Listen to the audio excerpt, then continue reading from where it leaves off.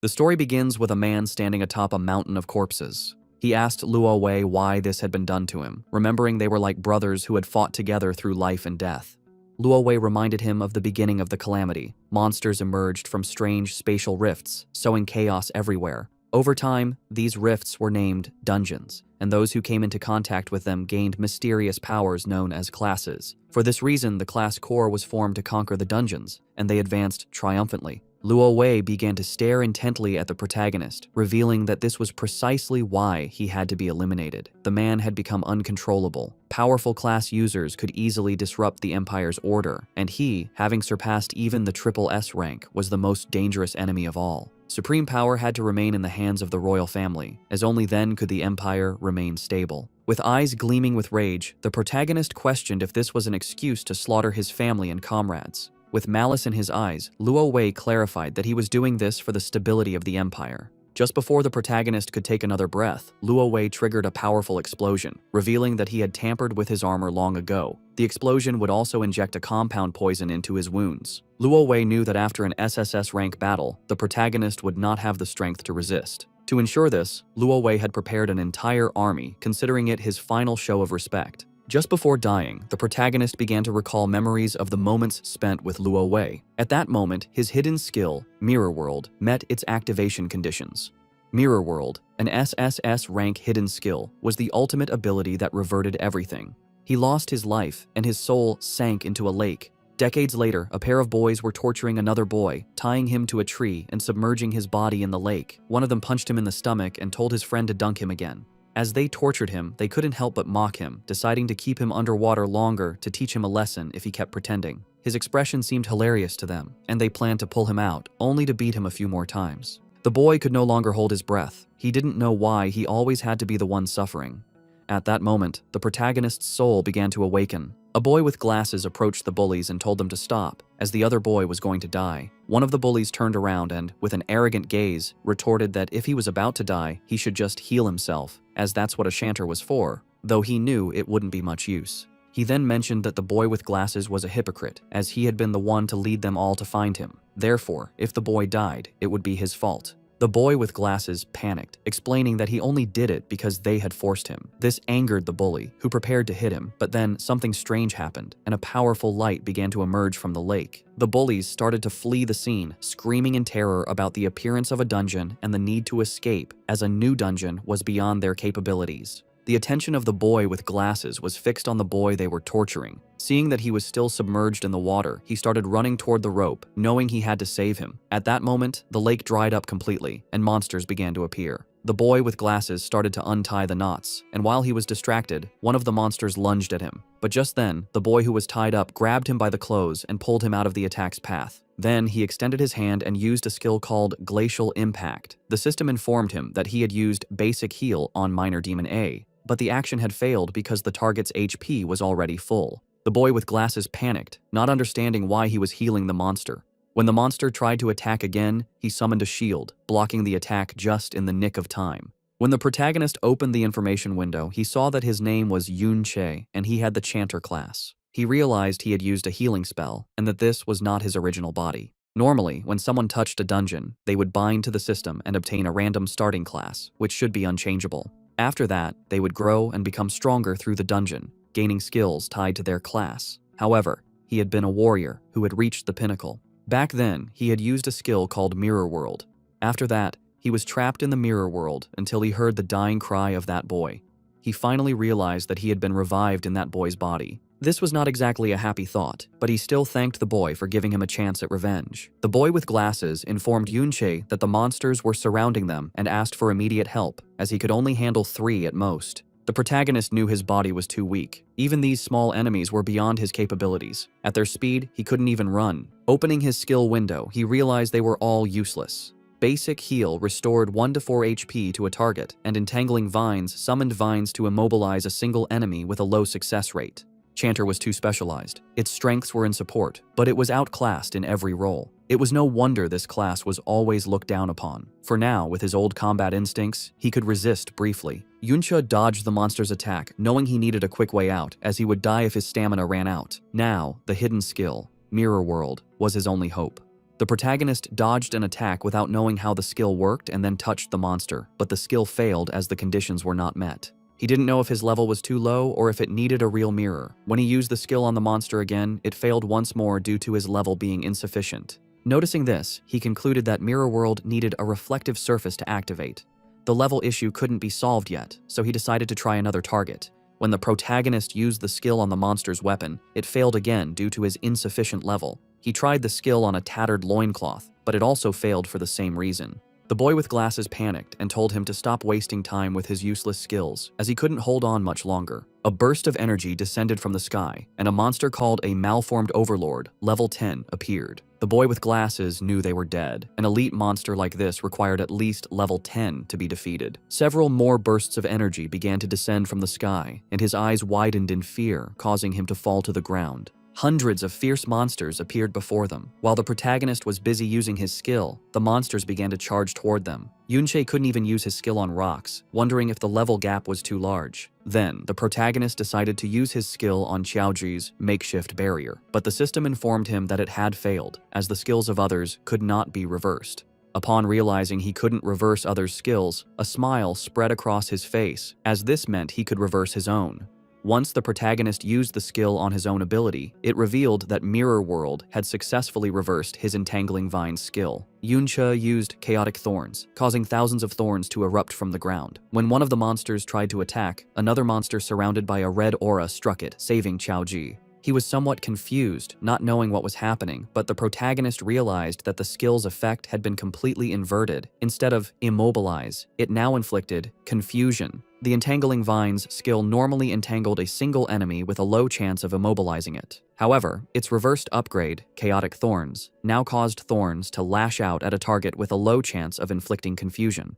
The monsters began to attack each other. This was due to the confusion status effect, which caused afflicted units to attack random targets. The protagonist couldn't help but smile, as he realized that a useless skill had become powerful after being reversed. This made him contemplate what would happen if he reversed the rest of his skills. Mirror World truly lived up to its reputation as an SSS rank hidden skill. It not only reversed the effects of skills, but also applied an overall enhancement. If he had used the non-reverted version of this skill, the success rate would be low. The duration of the restraint would only last a second at most, not reaching its current potency. Our boy grabbed a sword that was stuck in the ground and couldn't help but wonder what would happen if he reversed his remaining skills. His attention was drawn to the skill Empowered Strike. It cost 20 mana points, had a duration of 30 seconds, and granted a 5% attack boost to one unit, with the effect ending when the unit consumed mana points. When Yunche reverted this skill, it transformed into Trick Blade. It cost 40 mana points, lasted 60 seconds, and granted a 10% attack boost for each consumption of mana points. He activated Trick Blade, and his sword began to emanate a powerful aura. He realized that each skill use granted a 10% boost in attack power. Trick Blade was active, with 60 seconds remaining on its duration. Just by activating this, any skill usage would trigger attack power increases. The potential was incredible. Yunche leveled up, now reaching level 6. He noticed that many monsters had died from their own infighting, and realized that these monsters gave a decent amount of experience upon death. When one of the monsters tried a surprise attack, our boy reacted in time and blocked the attack. Yunche's attention was drawn to his own HP bar, which had 480 HP and 120 mana points. He realized that leveling up fully restored his mana points. While the monsters remained chaotic, he decided to test this Trick Blade. Yunche activated Chaotic Thorns, consuming mana points. This triggered the effect of Trick Blade, causing a rapid decrease in his mana points, while his attack repeatedly increased by a 10% boost with each consumption. He now had 12 mana points, but his Trick Blade had resulted in a 120% attack increase, with 44 seconds remaining on its duration. His eyes began to gleam, and his attention fixed on one of the monsters charging towards him. He realized that this skill broke all conventions by allowing him to reach 2.2 times his attack power so easily. When the monster attacked, our boy deflected the blow, moved behind it, and dealt a deep gash on its back and then its stomach. Qiaoji was in shock. He couldn't believe this was Yunche, observing his movements. He wondered how a level 5 Chanter could have such capability, and since when did Chanters possess such skills? Our boy continued to fight the monsters, killing them one by one. With his level 6 stats, 120 mana points, and 1 mana point regeneration per second, he realized he could theoretically reach 2.3 times his attack power. In an instant, he defeated a level 11 monster and couldn't help but smile. He realized his current strength could barely handle these level 11 elites. At that moment, a hand emerged from the ground. Yunche's attention was fixed on it as a level 21 monster called Battle Fiend Chimera emerged from the ground and began to roar. It turned and massacred the smaller monsters in a single move. Chaoji's eyes filled with fear, while on the other hand, our boy felt somewhat surprised to see a hidden level 21 boss in this dungeon. The boss began to charge toward our boy. When he tried to use Chaotic Thorns, the skill failed as the monster was immune to chaos. Just before the monster could attack, Chaoji stepped in front and summoned his shield. Yunche felt somewhat surprised, and not long after, he began to see someone familiar. A blonde-haired boy called him an idiot, telling him he had asked him not to charge forward. Our boy's eyes widened. The boss attacked with force, shattering the shield Chaoji had summoned and sending his body crashing hard against the ground. Yunche rushed towards him. He extended his hand and began to use his skills. He activated Basic Heal on Chaoji, which restored 1 HP. This consumed mana points, leaving him with 54 points. Trick Blade activated, granting him a 10% damage boost. Immediately after, Basic Heal activated again on Chaoji, this time with a critical hit that restored 5 HP. Our boy's mana points reached 1. He considered that a chanter's healing skills were truly pathetic and asked Chaoji if he had any health potions. He said he had an emergency one, and our boy told him to drink it. His Trick Blade now had 85 seconds of duration left. The boss started killing the other monsters. Yunche knew he was not yet a match for this boss, but the mobs were almost all dead. He had a plan in mind. Showing his blade, he asked Chaoji to hold on for a minute, as he was going to finish off the monsters, leaving him somewhat surprised. Our boy moved like a thunderclap, slicing the monsters to pieces. The duration of his Trick Blade had reached 0. Yunche leveled up, restoring his HP and mana points to 80-120. He activated Trick Blade. By using Chaotic Thorns repeatedly, each consumption of mana points triggered the effect of Trick Blade, increasing its attack by +10% with each activation. He knew he needed at least a 400% attack boost to defeat the boss.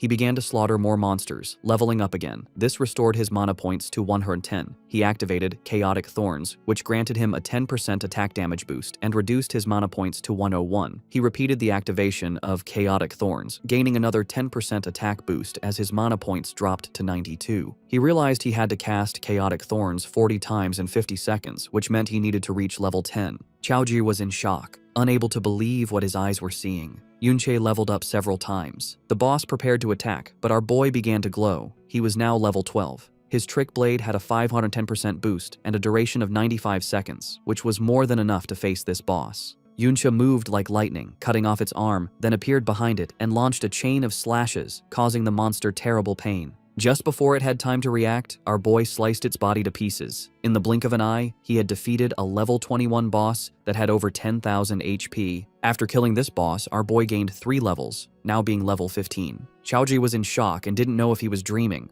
wondering if a level 5 chanter had just solo cleared an entirely new dungeon. Now that the dungeon lord had been defeated, the dungeon was cleared. He approached and asked Yunche if it was really him. The monsters dropped items, and the system prompted our boy to collect them. He wanted to know how our boy had suddenly become so strong. Our boy began to recall his past, and upon seeing Chaoji's face, he asked what his relationship was with Chao Benben. Chaoji was in shock, as he didn't know how Yunche knew his great-grandfather's nickname. Yunche was somewhat surprised to learn that he was actually the great-grandson of Chao Benben. He began to remember Chao Benben, and his eyes filled with sadness as all the people he knew had been killed by Luo Wei. Just before he could ask more about Chao Benben, Chaoji averted his gaze and mentioned that it wasn't necessary to talk about him at that moment. If Yunche didn't want to answer his question, he didn't have to say anything. There was no need to humiliate him like that. Yunche was a bit confused as he didn't know what was happening. Chaoji mentioned that, although he didn't know why, Yunche had been hiding his true strength all this time. He advised that they should return to school, since the next day, the school would organize a visit to the Modern History Memorial Hall, and skipping classes would get them noticed.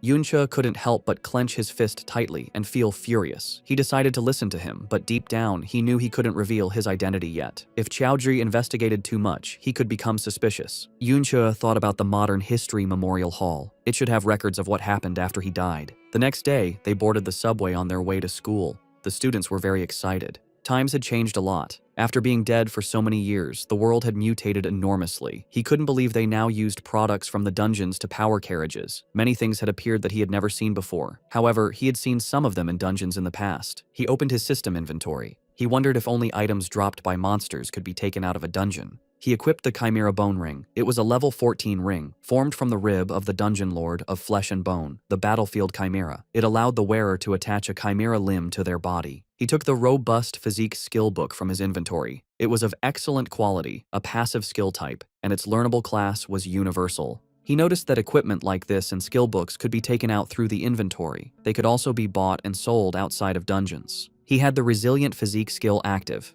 It was a passive, permanent skill that reduced incoming physical damage. Things that couldn't be stored in the inventory after defeating the Lord should have disappeared along with the dungeon. His eyes began to gleam with confusion. He didn't know what had happened after his death. Not long after, he arrived at the Modern History Memorial Hall, and the first thing he saw was the statue of Luo Wei, the supreme ruler of the kingdom, the emperor who had ended the dungeon disasters. The teacher began to guide the students through the Modern History Memorial Hall. He explained that many students knew that this very place, more than 50 years ago, had been the battlefield of that famous rebellion. The teacher explained that back then, they were deeply afflicted by the dungeons. He added that, especially after the most terrifying SSS rank dungeon appeared, everyone lived in fear. King Luo Wei personally led the professional army on an expedition. Despite suffering heavy casualties, he finally conquered this terrifying dungeon. But just at that moment, he encountered a long-planned rebellion. Its mastermind, as everyone knew, was Yun Che. Yun Che was the same man deeply trusted by the king, but who ultimately became an ungrateful traitor. Yun Che couldn't help but feel furious seeing that this was what history had become. They were the ones who cleared the SSS rank dungeon and the ones who were ambushed. The teacher clenched his fist, mentioning that they couldn't imagine the pain of being betrayed under such circumstances. But their king overcame this sorrow and fought with blood and courage. Finally, with the help of the hero Ding Kun, he successfully suppressed the rebellion. Yun Che's eyes filled with curiosity upon hearing the name Ding Kun. He wondered if such a person existed. The bullies who had been torturing Yun Che in the lake appeared and felt somewhat confused to notice that they were still alive. They wondered how this was possible since he and Qiao Ji had been dragged into the newly formed dungeon. One of the bullies mentioned that the dungeon had been cleared. He thought that for a new dungeon to be cleared so quickly, a master must have been nearby. According to him, they were incredibly lucky to have found that master. Our boy's attention fixed on them, realizing that they were the bastards who had been torturing the owner of his body. Everyone began to approach Ding Shu to find out what he was talking about, reacting with total disbelief. They wondered if he had really encountered a new dungeon and, more shockingly, if he had survived a disaster within it. Ding Shu put his arm around Qiao Ji's shoulder and mentioned that he was quite lucky to have made it out alive. He began to whisper, revealing that they had almost dragged them into that dungeon that day and demanded to know how they planned to settle this debt. Qiao Ji panicked, making it clear that it was Ding Shu's fault. He threatened to report him, accusing him of almost causing his and Yun Che's deaths. Ding Shu grabbed Qiao Ji by the head, questioning what was going through his mind and realizing that he didn't seem to have any idea of the situation at all. Ding Shu sked Qiao Ji to look at the statue in front of them and observe his ancestor being trampled upon by the hero. He revealed that he was the traitor, Qiao En, and Qiao Ji was his descendant. Finally, he asked if he really thought anyone would take his side. Ding Shu began to shout, saying that Qiao Ji could insult him, but he could not insult his ancestor, leaving poor Qiao Ji in shock. Everyone started to gather around, knowing that Ding Shu's grandfather was the hero Ding Kun. Upon hearing this, our boy's eyes began to gleam with rage. The students realized that the person next to them was Qiao Ji, the descendant of Qiao En. To them, the descendant of a traitor insulting a hero was a sign of a world turned upside down. They recalled that his ancestor, Qiao En, had slaughtered many people, and if the hero hadn't intervened, who knows how many more would have died. Ding Shu began to feign, making it clear that he didn't care what he said about him behind his back, but he couldn't allow him to insult his ancestor to his face. The teacher approached Qiao Ji, placed a hand on his shoulder, and asked him to apologize. He told him that, as his teacher, he had always been fair, and reminded him that the hero had forgiven his family in the past. He concluded that, even if he didn't feel gratitude for this, he had no right to defame him. After saying this, the teacher left. Ding Shu placed a hand on his head and revealed that if he gave him a beating in public, people would only cheer him on. No one was going to help a vicious dog that was being beaten, and besides, Qiao Ji was a particularly despised dog. He grabbed Qiao Ji by the hair and asked if he really believed that he, the descendant of a hero, could be wrong. He prepared to hit Qiao Ji, but at that moment, someone kicked him in the face, sending him to the ground. Qiao Ji's eyes widened in surprise. It was Yun Che, his eyes glowing with rage. He questioned if the hero's family didn't have time to discipline their brats. The students started recording, wondering if it was really Yun Che. They commented that he seemed like a completely different person and couldn't believe he had dared to strike Ding Shu. According to them, he was crazy, and some remembered he was only level 5. the weakest in his class, so they wondered what had happened to him to make him dare to hit Ding Shu. He had no parents and had always been too gloomy to have friends, so they thought he had lost his mind. Ding Shu wiped his cheek, making it clear that Yun Che was just a punching bag who should be grateful that Ding Shu wasn't coming after him. He couldn't believe he had still dared to attack him while he wasn't paying attention. He and his friends started charging towards our boy. Yun Che moved like thunder, dodging their attacks and striking them before they could react. Ding Shu fell to his knees on the ground and started spitting blood. The students began to murmur among themselves. Ding Shu was in shock, as he couldn't believe how fast Yun Che was. The students were somewhat confused as they didn't know what had happened. They questioned how he had been taken down again so easily, and if Ding Shu was, in fact, a weakling. Ding Shu exploded with rage, unable to believe how a trash tier level 5 support could suddenly be stronger than him. Immediately, he used the skill, Hell, which increased his attack power by 25%. He equipped the Fire-Forged Hammer, which granted him 314 points of attack power. He thought Yun Che had just gotten lucky and, without wasting another second, he lunged at him. Our boy moved quickly and, taking advantage of the opening, punched him in the jaw. He was using the skill, Blade of Trickery, which increased his attack power by 80%. Ding Shu was in shock. Our boy kicked him, sending him crashing hard to the ground. The guard arrived and, seeing Yun Che stepping on Ding Shu, asked if there was a healer. The students were in shock seeing how fast Yun Che was. They remembered he was only level 5. Even the blonde girl and her friend were in shock. The guard made it clear that fighting was forbidden inside the hall due to the risk of damaging something, and then asked the teacher why he couldn't control his students. The teacher started walking towards Yun Che. He had not only insulted a hero, but had now also dared to assault his descendant. According to him, Yun Che was shameless. The teacher unsheathed his sword, and Yun Che's attention fixed on him. Our boy used the ring, and when the teacher tried to attack, his sword shattered into pieces, leaving everyone in shock. Yun Che mentioned that they should set aside the discussion of who was shameless for a moment. He pointed out to the teacher that, although he claimed to be fair, he seemed to have only listened to Ding Shu's side of the story, and he questioned him directly, asking if he was trying to curry favor with his family. The teacher told him to stop talking nonsense, and then his gaze fixed on our boy's ring. He wondered what kind of equipment it was, since, although he hadn't used his full strength, it had managed to block his attack. As a powerful aura emanated from his body, Yun Che clarified that it was just a casual comment and added that he didn't believe the teacher was that type of person. The students were in shock as they couldn't believe Yun Che had even been able to block the teacher's attack. The teacher promised that he would thoroughly investigate the cause of this conflict.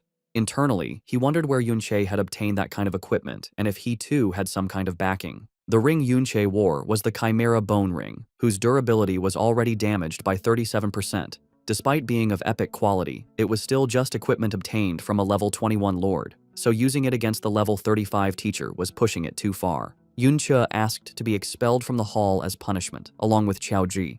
Qiao Ji stood up and began to follow our boy with a confused gaze. The students couldn't believe that Yun Che had been able to block the teacher's attack and wondered if this was something a student could do. The teacher asked his students to use a healing spell on Ding Shu, and in the meantime, our boy and Qiao Ji left the hall. He was sad, as he couldn't believe that in the end, no one had survived, and Ben had been killed long ago by that so-called hero. His gaze fixed on Qiao Ji, and he thought that if he asked him anything now, he would answer without thinking. He coughed and mentioned that his knowledge of history wasn't very good, so he asked him to recount the specific deeds of that hero, Ding Kun. Qiao Ji became nervous, mentioning that, although he wasn't sure if he remembered correctly, it seemed the hero Ding Kun had discovered the great villain Yun Che's conspiracy beforehand. He recounted that he had prepared an ambush near the SSS rank dungeon to provide support, and that was how the entire rebellion crisis was resolved. Yun Che felt somewhat surprised. He began to remember his past life and how they had been ambushed. Qiao Ji explained that the hero Ding Kun aspired to solve the dungeon crisis since he was young and always trained hard for it. After being promoted by the king, he fought across the country for years, saving various places from crises, like the very famous Great Cataclysm of Winterfell City. Yun Che began to gaze at the ground and ponder. The image of his past self standing on a mountain of corpses came to his mind. With a sad expression, Yun Che asked about the sword held by the hero's statue. Qiao Ji explained that it was the Flowing Cloud Sword, and added that, as the story went, it was the sword the hero had used to execute the traitor Yun Che. It was a top-tier piece of equipment. Yun Che's eyes began to glow with rage, as they had not only stolen his glory and achievements, but had even taken his sword. Then he decided that he would kill Ding Kun first. Outside the Ding family compound, several high-level warriors were patrolling. Suddenly, the eyes of one of them began to glow as his attention was drawn to something. Not far away, he saw Yun Che and Qiao Ji slip into an alley. He decided not to pay much attention, thinking they were just passing through the area. Noticing how alert the man was, Yunche wondered if he was a wanderer with a scout skill. Xiaoji suggested to Yunche that they should just leave. He argued that there were too many guards and that even if they managed to sneak in, the moment Ding Shu returned, they would be done for. Although he wanted to go and directly kill that hero, Ding Kun, he knew it wasn't possible. According to Xiaoji, Ding Kun spent all his time in a high-level dungeon. Unlike in his past life, one could not freely enter and exit dungeons now. The high-level ones were all guarded by the military, and a special pass was needed to enter.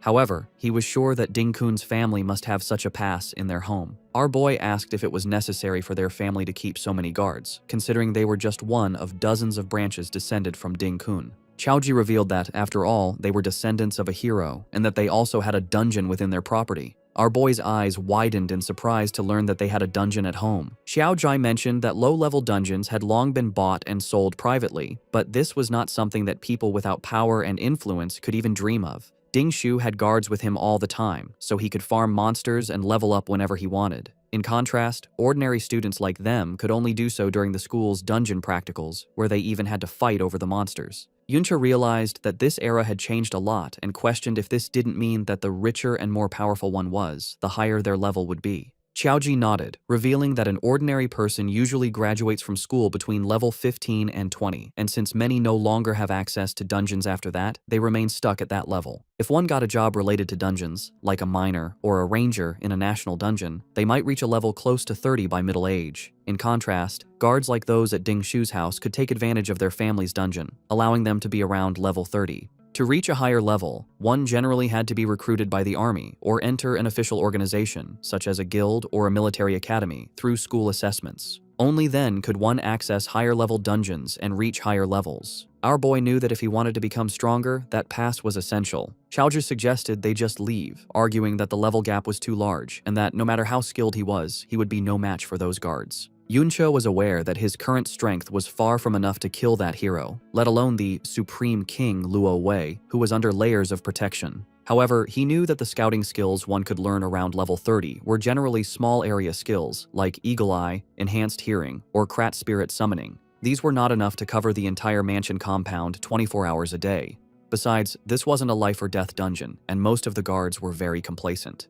He concluded that it was more than enough for him to get in. Xiaozhi panicked. Yunche, however, took a leap and got onto the wall, thinking that compared to the almost flawless scouting in the high-level dungeons of his past life, this was much more relaxed. Xiaozhi made it clear that even if they managed to get inside a private dungeon like this, they could be killed without any consequences. Our boy grabbed Xiaozhi by the shirt and asked if he didn't want to change his life. Xiaozhi admitted that he did, but he had planned to do it after joining a guild. Yunche then asked if he really believed that a guild could change things for him. Xiaozhi, the great-grandson of the traitor Qiao En. Xiaozhi's eyes filled with sadness. Our boy pulled him up onto the wall and made it clear that a person's destiny can only be changed in the present, not by betting on a what-if that even he himself wasn't sure of. Yunche was not going to pass up the dungeon right in front of him. He decided to let him decide for himself if he wanted to follow. Qiaozhi began to sweat, and our boy pondered, wondering if the descendant would make the same choice as his ancestor. Xiaozhi stood up, as he simply couldn't let him go to his death. Yunche told him not to make a sound, explaining that there were no traces of a summoning-type scouting skill in this area. Therefore, as long as they kept their voices down, avoided their line of sight, and seized the right moment, they could easily get in. Yunche grabbed Xiaozhi and, following his plan, they managed to enter the Ding family compound. Xiaozhi's attention was fixed on a dungeon that unfolded underground. They entered the dungeon and saw two monsters, one level 6 and the other level 8. Our boy noted that the level was slightly higher than in the previous dungeon, but the number of monsters was not as high, probably because Ding Shu's family killed them regularly. Our boy mentioned that there were only two small mobs and asked him to go and give it a try. Xiaozhi couldn't help but feel scared and refused, stating that there was no way he could beat them. Our boy forced him to fight.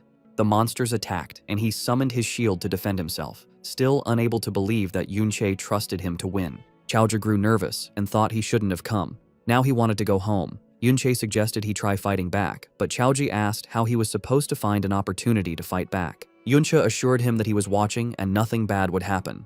Xiaozhi decided to trust him, and using his shield, he attacked. But then the other monster tried to attack from behind, but he reacted in time and dodged the attack. It was just as Yunche had thought. Chaoji's talent was actually quite good. The problem was that he was always timid and panicked easily, so he only dared to defend. However, his subconscious judgment of spatial positioning was extremely accurate. Because of this, it always seemed like he was in a dangerous situation, but he didn't lose much health. Xiao Zhi attacked the monster, but his shield shattered into pieces. Yunche moved like thunder, killing the monsters. Xiao Zhi was somewhat surprised as he had leveled up. He was now level 7. Our boy explained that experience was distributed according to contribution, and that if he didn't unbalance the monsters, he wouldn't get much EXP, even if Yunche was the one who killed them. Yunche wielded the Crescentful Bone Blade, a blade formed from the condensed resentment in a leg bone, which increased his attack power by 62 and his spiritual attack by 11. Yunche noticed that Chaoji's movements were very agile and asked him how he distributed his attribute points. Chaoji revealed that, except for spirit, he generally added them evenly. Our boy recalled that shield bearers didn't usually add points to agility. Xiao Zhi explained that if he didn't, he found it difficult to find a party at school. He clarified that no one wanted to wait for a slow shield bearer, as by the time he arrived, the others would have already taken all the monsters. Yunche let out a sigh and explained that he needed to have a long-term perspective. He clarified that advanced class promotions after level 60 had attribute requirements. He gave the example of the Bastion Fortress class, which required 60 stamina and 90 defense points, concluding that he couldn't just add points randomly.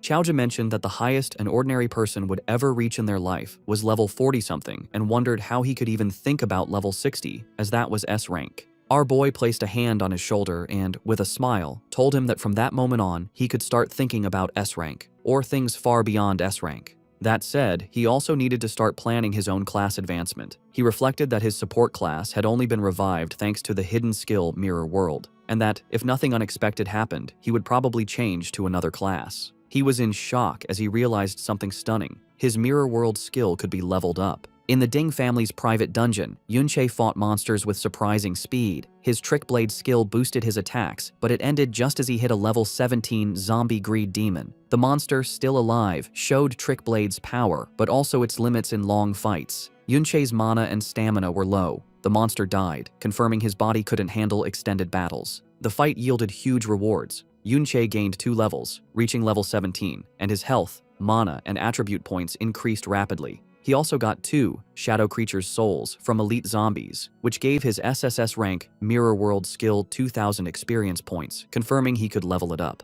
After the battle, Yunche collected items, pleased with the levels and Mirror World experience. Suddenly, sensing danger, he moved higher and saw Ding family guards patrolling more often. Below, Xiao Zhi, level 8, with new gear, nervously suggested they stop. He noted fewer monsters and high guard alert, making it too risky, wondering if they were found. Yunche agreed. Fighting now would be too hard, requiring constant guard watching and careful Trick Blade use. With his current power and increased security, the risk was too high. Yunche looked at a new skill book, Brick Spell, which created mana bricks. When reversed by Mirror World, it became Void Technique, making small objects intangible. He realized not all reversed skills were for combat. Some had subtle non-fighting uses. Yunche checked his Mirror World skill. It needed 30% more experience to level up. Standing on the cliff, he thought about the amazing power its reversal gave him, even at its basic level. He felt more determined, imagining how much stronger he'd become when it leveled up. With glowing eyes, Yunche made a new plan.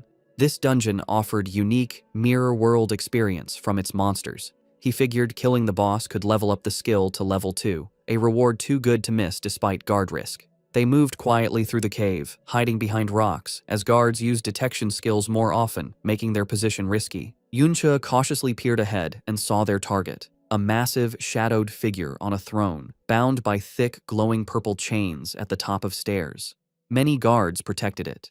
This was the dungeon boss. From their hiding spot, Chaoji was shocked to see a dungeon boss controlled like this. Yunche was less surprised, noting their school's boss was also guarded, suggesting it's common for strong groups. Yunche scanned the scene, seeing relaxed guards on the stairs. He focused on the glowing purple chains binding the boss, realizing they were powerful restraints. He quietly analyzed the situation. With so many guards, a direct attack on the boss would be suicidal and unwinnable, drawing everyone's attention.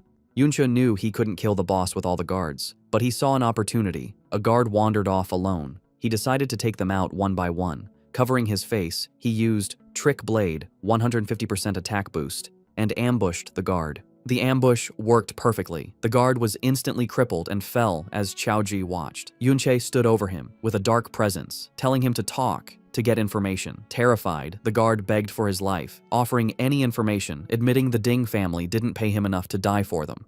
Yunche listened, seeing this as his chance to ask about his main goal, infiltrating the compound. When Yunche asked about the Hero Dungeon Pass, the guard was shocked. He quickly said the old master had many in his study and they weren't rare. Misunderstanding, the guard thought Yunche was a hero grandpa fanatic. Frightened by Yunche's silence, the guard swore he was truthful, saying he'd seen the old master take passes often. He warned that the passes were temporary samples. Without an insider, they'd be caught. Yunche wasn't bothered. He grabbed the guard's collar, telling him not to worry. With a cold look, he ordered the guard to empty his inventory, showing his plan to steal from him and likely take his identity. Back at the Ding family compound, Yunche kept questioning the guard, holding him by his shirt. Yunche was disappointed by a single mediocre skill book. The terrified guard swore it was all he had, explaining the Ding family kept all valuable dungeon drops in their inner residence, leaving outer guards scraps. Yunche learned Sunlight Baptism, a passive skill giving temporary defense after healing. He used Mirror World to reverse it into Moonlight Blessing, a strong offensive skill granting temporary attack boosts after healing. He noted this skill, like the dungeon passes, was in the inner residence.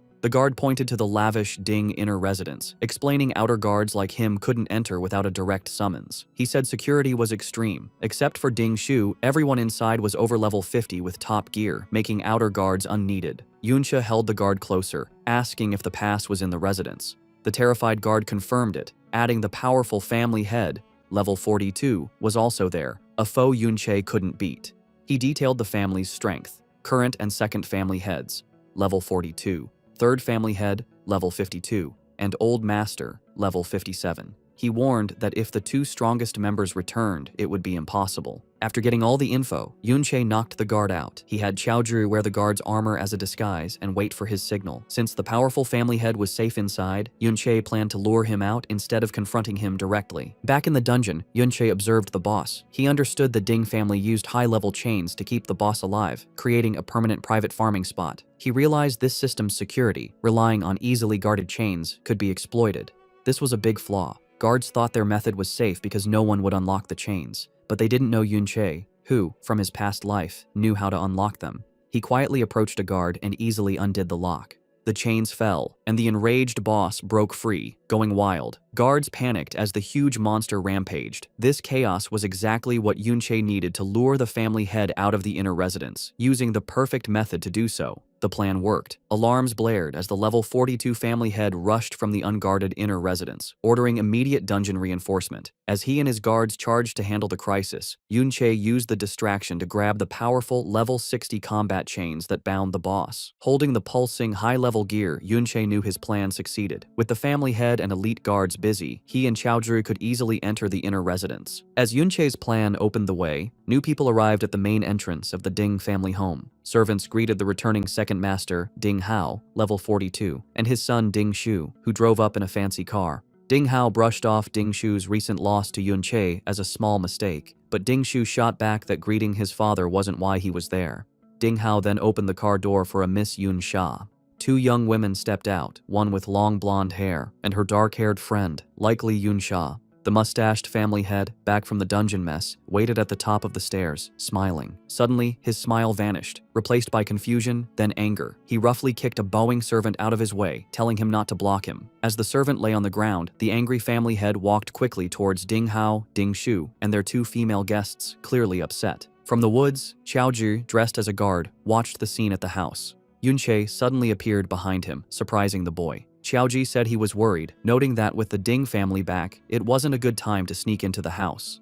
Yunche calmly asked why he looked worried, and a surprised Chaozhi asked how he got there so fast. Yunche explained that the creature he let loose was a dungeon lord. Even a level 31 was hard to catch alive, meaning it would keep the Ding family's main fighters busy for a long time. He said they wouldn't defeat the boss anytime soon, making it the perfect chance for them. With that settled, he asked Chaozhi what he had seen. Chaozhi looked back at the house sadly. He said the servant the family head had kicked was his youngest uncle, Chao Li, a level 17 man. Yunche listened as Chaozhi told a dark part of their shared past. He said that when the old Yunche rebelled, his family had already been killed. Chaozhi added that, in a way, this saved them from the years of shame and pain that followed for the children of traitors, like his own family. Hearing about the pain Yun Che's old friend's family had suffered because of lies about their past, Yun Che's face showed grim sadness and strong will. As they watched from the trees, Qiaozhi continued his family's sad story. He explained that after being called traitors, the Qiao family faced constant meanness from the empire. Their homes were destroyed and their lives were ruined. It got worse under secret orders from the so-called hero Ding Kun, who made sure the surviving Qiao members were picked on and hurt constantly. Beaten and broken, with no other choice to survive, the remaining Qiao family members were forced to work for the very people who helped ruin them, the Ding family. Now, they live a poor life, always watching their masters' faces, bowing and scraping for scraps. Qiaozhi admitted with shame that they are sometimes shown off as proof of the Ding family's power and kindness for forgiving the children of a traitor. He said his father's generation tried to fight back and change their fate, speaking out against the unfairness, but their effort ended badly. The stress broke his father, who went crazy, while his uncle Qiao Li became completely obedient, acting like nothing more than the Ding family's dog. Heavy with this hopeless history, Qiaozhi began to doubt his own actions, wondering if it was right to follow Yun Che into such a dangerous place. His doubt was cut short when Yun Che turned to him and said firmly that he needed to go to the inner residence. Panicked, Qiaozhi tried to stop him, quickly reminding him that Ding Shu's father, a fully equipped level 42 fighter, was inside. He warned Yun Che that if he was found, he would surely die. Yun Che wasn't scared by the danger. He explained his belief that in this time, where powerful people control who can use power and dungeons, one can't hope to change their life without taking chances. He looked at Qiaozhi, adding that some things will never get done if one worries and waits too much. Finally, Yun Che gave him a clear choice. He told Qiaozhi he could help him change his fate, but Qiaozhi had to decide to act first. Yun Che made his own plans clear. He would fight back, but he wouldn't make Qiaozhi follow him. Even with Yun Che's strong will, Qiaozhi was still very scared and doubtful. He argued that the Ding family was a huge power that ruled the world, asking how the two of them could possibly fight such a big force. Yun Che turned away from him, looking at the distant inner residence as he started walking forward. He told the stunned Qiaozhi that his goal was much bigger than just taking down one family. The real enemy he planned to fight, he said, was the entire empire itself. Meanwhile, inside the quiet inner residence, Ding Hao relaxed on a couch, served by a maid. He wondered how the dungeon lord had broken free from its strong chains. Seeing him, the blonde girl with Ding Shu politely asked her uncle if it was a bad time, offering to visit another day because of the emergency. Ding Hao quickly waved away her worries, saying his older brother, the family head, could handle it. He promised her that a simple dungeon problem was far less important than her visit. He continued, smiling, explaining that when his powerful father, the old master, and his third brother heard she was coming, they had already started heading back to the house to meet her. Also, he said they had already contacted Hero Grandpa, who was very excited to meet her, making it clear that handling the situation would be very easy. From a hidden spot on a balcony, Yun Che heard everything. His attention sharpened at Hero Grandpa, knowing they meant the so-called hero Ding Kun. His mind raced, connecting this new info with what he'd learned from the captured guard. To enter the hero's dungeon, one needed both a pass and someone to go with them. He looked at the guests, seeing how respectfully Yun Sha was treated, and realized her status must be very high. Then, an important detail hit him. Her name was Yun Sha, sharing the same last name as his current self. He wondered if this was just a coincidence. For now, he pushed the thought aside. He focused his gaze, deciding to concentrate on his immediate goal, getting the dungeon pass. As he watched, Yun Sha stood silently, her face unreadable, a figure of mystery and importance. With the Ding family's main fighters busy, Yun Che used the chance to sneak into the inner residence. He moved silently through the rich hallways, slipping past two maids talking and using the shadows to hide. He went through the richly decorated halls, moving deeper into the mansion towards his goal. Meanwhile, outside the dungeon, the problem was solved. The family head, Ding Yi, level 42, and his forces stood before the now defeated dungeon lord. Ding Yi looked at the situation, deciding the creature had been let loose on purpose. He was bothered, though, because they couldn't find who did it. He figured that taking such a big risk couldn't have been just for one piece of good equipment like the chains. Determined to protect his home, he ordered his guards to surround the inner residence first. His main concern was his important guest. He couldn't let anything scare the young lady. Inside the study, Yun Che started his search. He went to the desk the guard had told him about, but was at first annoyed to find the drawers empty. Remembering his new non-fighting skill, he used phasing, the reverse of brick spell. This let his hand go through the solid wood of the desk, showing a hidden spot inside. He found a drawer full of books and journals. He pulled out the items, his eyes first landing on what looked like a diary. Pushing it aside, he found the real prize, a collection of high-quality, fancy skill books. One was for a strong support skill, Slowing Aura, which could slow all enemies in a wide area. He had found the family's secret stash. The entrance to the Ding family's inner residence was now full of guards. Hiding in the nearby woods, Qiaoji watched in terror, wondering why all the guards had come and fearing they had been found.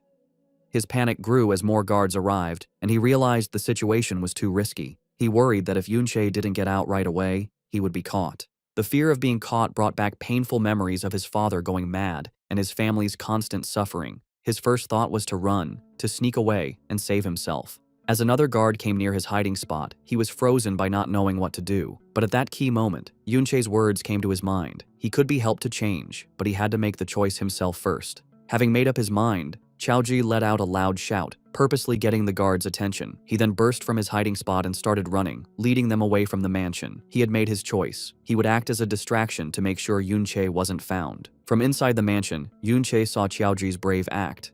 With the guards distracted, he broke a window and jumped out.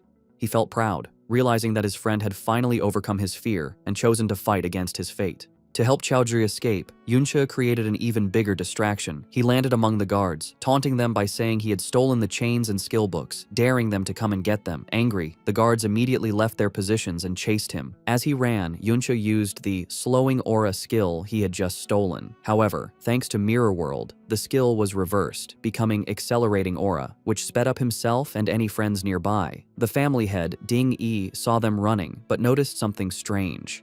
Instead of running away from the house, they were heading back towards the dungeon. Realizing the danger, he ordered 2 of his squads to stop chasing and go back to protect the dungeon lord. Qiaoji, now running beside Yunqi, was totally confused. He asked why Yunqi was leading everyone in the wrong direction, back towards danger. Yunqi explained his big plan. He knew that with so many guards drawn out to chase them, the remaining forces must have already defeated the wild dungeon lord. To control the powerful boss, they would have had a huge fight. This meant the lord's health was now at its very lowest point, making it weak. Yunche checked the status of his ultimate skill, Mirror World, seeing how close it was to getting stronger. With his eyes glowing purple, he knew what he had to do. Killing the weakened dungeon lord now would give him the final push he needed to make his most powerful ability stronger. A tense quiet settled in the Ding family's lavish sitting room. The blonde girl sipping tea politely told Ding Hao, her host, he could attend to the outdoor commotion. Smiling confidently, Ding Hao, the second patriarch, dismissed it as a small thief, assuring his guest, his brother, Ding Yi, would handle it easily. But it was far from easy. In the dungeon, Grand Patriarch Ding Yi furiously tried to regain control. He yelled at a guard for being slow and ordered him to go directly after the rampaging overlord. Seeing Yunche zip past, Ding Yi commanded his fastest units, rogues and archers, to abandon the boss and pursue the intruder at all costs. Their efforts failed. Yunche moved with incredible speed, leaving them behind. He knew his advantage. He'd put half his attribute points into agility. Combined with his reversed acceleration skills, he was so fast that only specialized level 30 rogues or archers stood any chance of keeping up. He easily reached the main chamber where the skeletal overlord was surrounded. The beast was heavily wounded and crippled, with guards struggling to cast a sealing spell. Yunche saw his plan worked perfectly. The boss was now at its weakest. With a surge of purple energy, he prepared to deliver one decisive blow to finish the weakened dungeon lord. As Yunche neared, guards around the overlord spotted him. They shouted in alarm, scrambling to block his path. Before they could defend properly, Yunche unleashed chaotic thorns. Purple, thorny vines erupted from the ground, lashing out at them. The guards were bewildered, having never seen this skill. The thorns tried to inflict a status ailment. Humans usually resist such effects, but Yunche's skill was unnaturally potent, and several guards failed to resist it. The horrifying result: afflicted guards got confusion. One mage blasted a fellow guard with a powerful spell, throwing their ranks into chaos. The other guards watched in shock, stunned by the skill's impossibly high success rate. With enemies fighting each other, Yunche seized his chance. He blurred easily through the disorganized guards. His path was clear to his prize, the low HP overlord, ripe for the taking. The guards' defense crumbled as Yunche slipped through. They panicked, yelling why their shields and crowd control failed, accidentally hitting allies. Yunche noted their poor coordination, recognizing them as a motley crew with no real team battle experience. He mused that long peace had made them soft, leading to their downfall. A guard captain tried to rally his men, insisting that if they could pin down the intruder, he'd be dead. Just then, First Patriarch Ding Yi arrived, commanding his men to hold Yun Che. The level 42 warrior, in fiery gear, declared he'd deal with the intruder personally. With his blazing weapon, he leaped, preparing a devastating attack on Yun Che. Yun Che watched the Patriarch's approach, readying himself. With a dismissive sound, he decided to face the attack head-on. He pulled out the level 60 combat chains he'd stolen. Though too low-level to fully equip, he knew their immense durability remained. As Ding Yi's fiery attack descended, Yun Che used the chains as a makeshift shield, successfully blocking the powerful blast's full force. Yun Che cleverly turned Ding Yi's powerful attack to his advantage. Instead of just blocking the fiery blast, he used its immense impact to propel himself backwards like a cannonball, shattering the magical seal guards tried to maintain around their boss. He landed perfectly before the crippled dungeon lord. With a final taunt, he cheekily thanked the enraged patriarch for the ride. Before guards reacted, Yun Che declared he'd steal the overlord's experience. He unleashed a powerful finishing blow, striking the weakened beast and ending its life. The payoff was immediate and huge. Yun Che gained a staggering 3 levels instantly, jumping to level 20 and receiving 9 new attribute points. Most importantly, the Dungeon Lord's massive experience maxed out his hidden skill, Mirror World.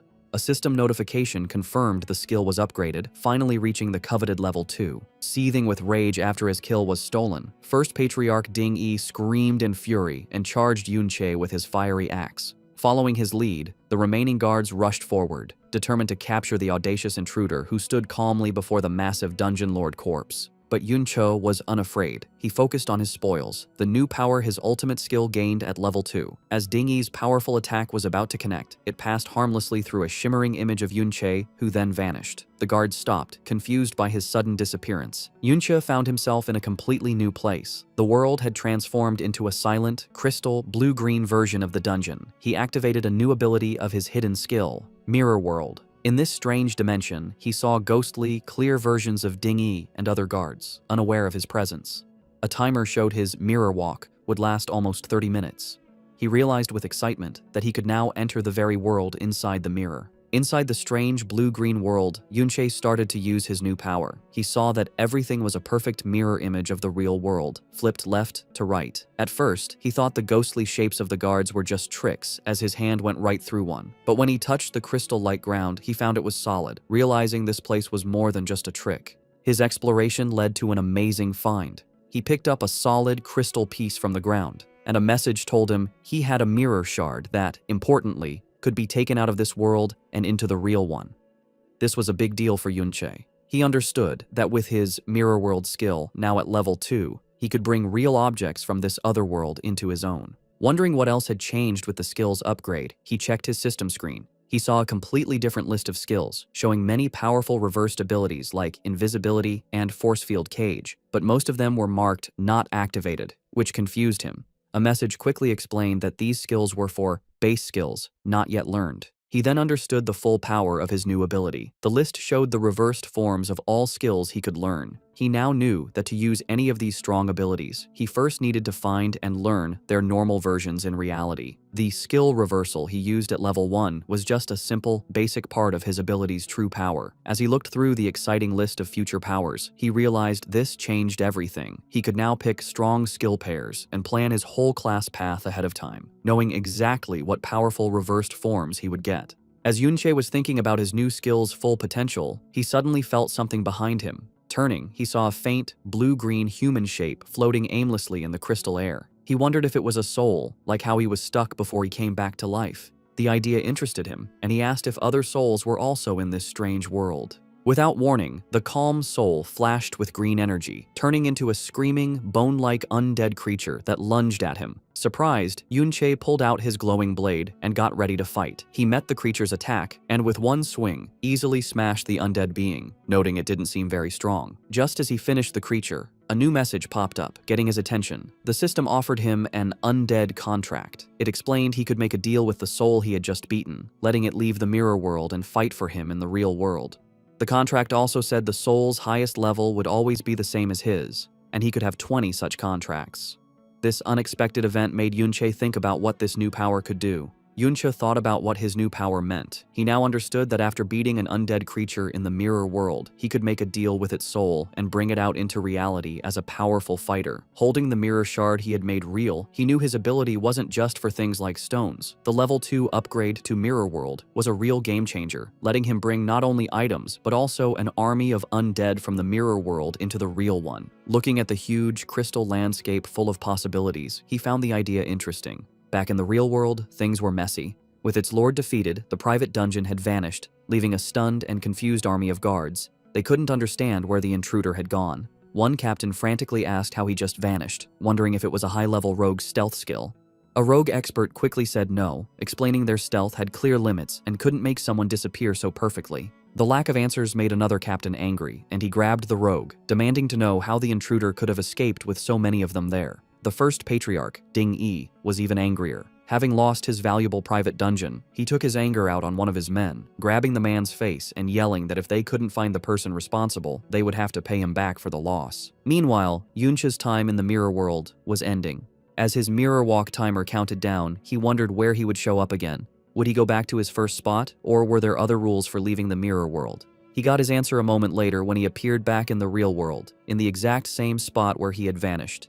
The angry Ding Yi spotted him right away and, without thinking, roared for his men to get him. Facing the new attack from the Ding family's fighters, Yunche stayed perfectly calm. He held up a hand, a swirling green light glowing in it, as he told them not to be so fast. He said that after being ganged up on for so long, it was time for him to do the same. With that, he used the power he had just gained from the mirror world. A flood of spooky skeletal warriors burst out, forming a scary undead army that rushed towards the shocked guards. The guards reacted with pure terror, their attacks slowing as they questioned what these ghost-like figures were, wondering if they were actual ghosts. The first patriarch, Ding Yi, tried to calm the growing fear. He yelled at his men not to panic and said the creatures were just undead monsters he had seen many times before. One of the guards fought a skeletal warrior, getting ready for a tough fight. However, he was surprised to see a health bar appear above the creature. It was an undead skeleton warrior, and it was only level 20, the same as Yunche. Despite this, the fear was strong. Ding Yi's face twisted with rage at his men's continued hesitation. To get them to fight, he promised a bonus to everyone if they attacked and caught the intruder. The idea of a reward seemed to make them brave again.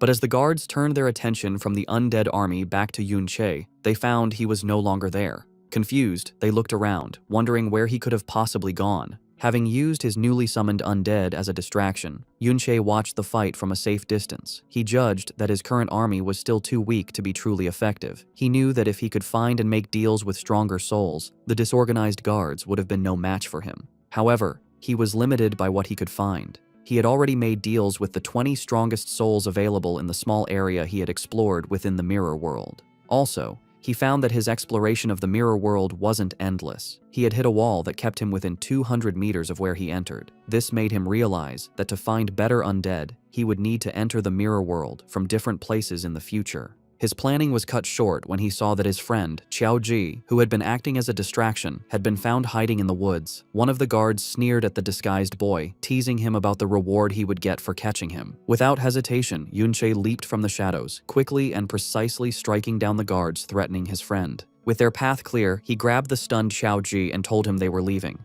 Looking at the mess he had created, with his undead army keeping the rest of the guards busy, Yunche decided their job was done. It was time to go back, get away from the danger, and properly check all the new things he had gained from his bold raid. As Yunche and Qiao Ji escaped, the remaining Ding family guards fought the undead army. The guards fiercely attacked the skeletal warriors, breaking their bones. A guard leader noted the creatures weren't very strong, but their relief was short-lived. To their horror, a defeated skeleton would instantly reform, unharmed. They kept fighting, only for skeletons to revive endlessly. Just as the guards' spirits were breaking, Ding Ge, the strong level 52 third head of the Ding family, appeared, calmly smoking. He realized the skeletons were summoned creatures and that reviving them used their summoner's magic. With a confident smile, he concluded they just needed to kill them until their master ran out of energy. Sometime after the chaotic attack, the old master, the powerful head of the family with a long white beard, returned. He immediately asked if their important guest, Miss Yun Sha, had left. Inside, his son, Ding Hao, bowed respectfully, apologizing for failing to keep her there. He explained the intruder was unbelievably bold, causing a commotion by shouting and even breaking a window, which scared their guest away.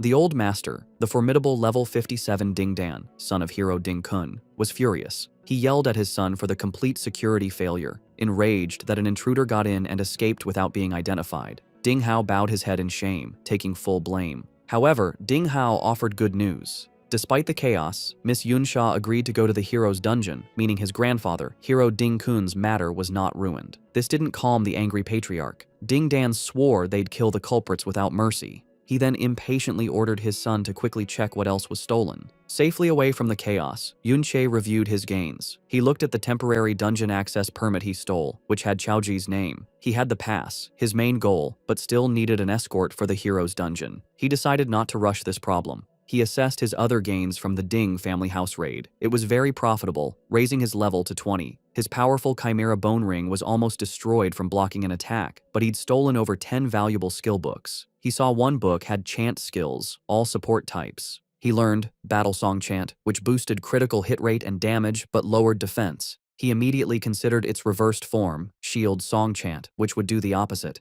He excitedly realized by learning and reversing these support skills, he could greatly boost his stats. With these boosts and a new passive skill that increased his strength, he knew he could crush any same-level opponent with pure stats. Besides skill books, the Dungeon Lord dropped a rare level 30 item, Corrupted Knight's Armor, which would be useful later. But most importantly, above all the levels, skills, and equipment, he had finally leveled up his hidden skill, Mirror World, to level 2. Thinking about his new abilities, Yunche admitted his necromantic summons greatly increased his combat power.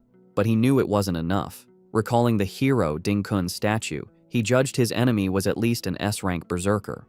To have any chance of killing him, Yunche figured he'd need to reach level 50 or higher and, more importantly, find and contract an S-rank necromantic spirit. Later, safe from the Ding compound, a still-shaken Chaoji nervously asked Yunche if they wouldn't be followed. Yunche calmly said they'd lost their pursuers and were safe since their faces weren't seen. Still, Chaoji was uneasy, and Yunche noted how hard the experience must have been for him. Seeing his current undead army was too weak, Yunche decided his next step. He asked Chaoji if there were any nearby dungeons where a powerful person had died. When Chaoji looked confused, Yunche explained he needed a higher-level dungeon to level up faster, adding the powerful person was for something he'd find out later. After a moment, Chaoji confirmed there was such a place. However, he hesitated, worried. He revealed it was the school's private dungeon, and they couldn't sneak in. The information made Yunche pause, thinking about a controlled, heavily guarded dungeon. But he didn't waver. He simply decided if normal entry was impossible, he'd use special methods to get what he wanted. As part of his special methods to enter the school's private dungeon, Yunche met his class teacher. He gave the teacher a valuable, rare purple-quality skill book for his Wanderer class, stolen from the Ding family. The bribe worked. The teacher, now believing Yunche had powerful backing, became more helpful. He admitted dungeon access was usually fixed, and he couldn't easily change things. However, he explained a loophole. The dungeon was open for graduating students. While Yunche wasn't normally qualified, a teacher could recommend an outstanding student. Convinced of Yunche's outstanding potential, he promised to get him a spot. The plan succeeded. Yunche joined students entering the school's Valiant Dungeon. Other students were determined or flattering. One grimly noted it might be his last chance to level up, while another thanked the hero.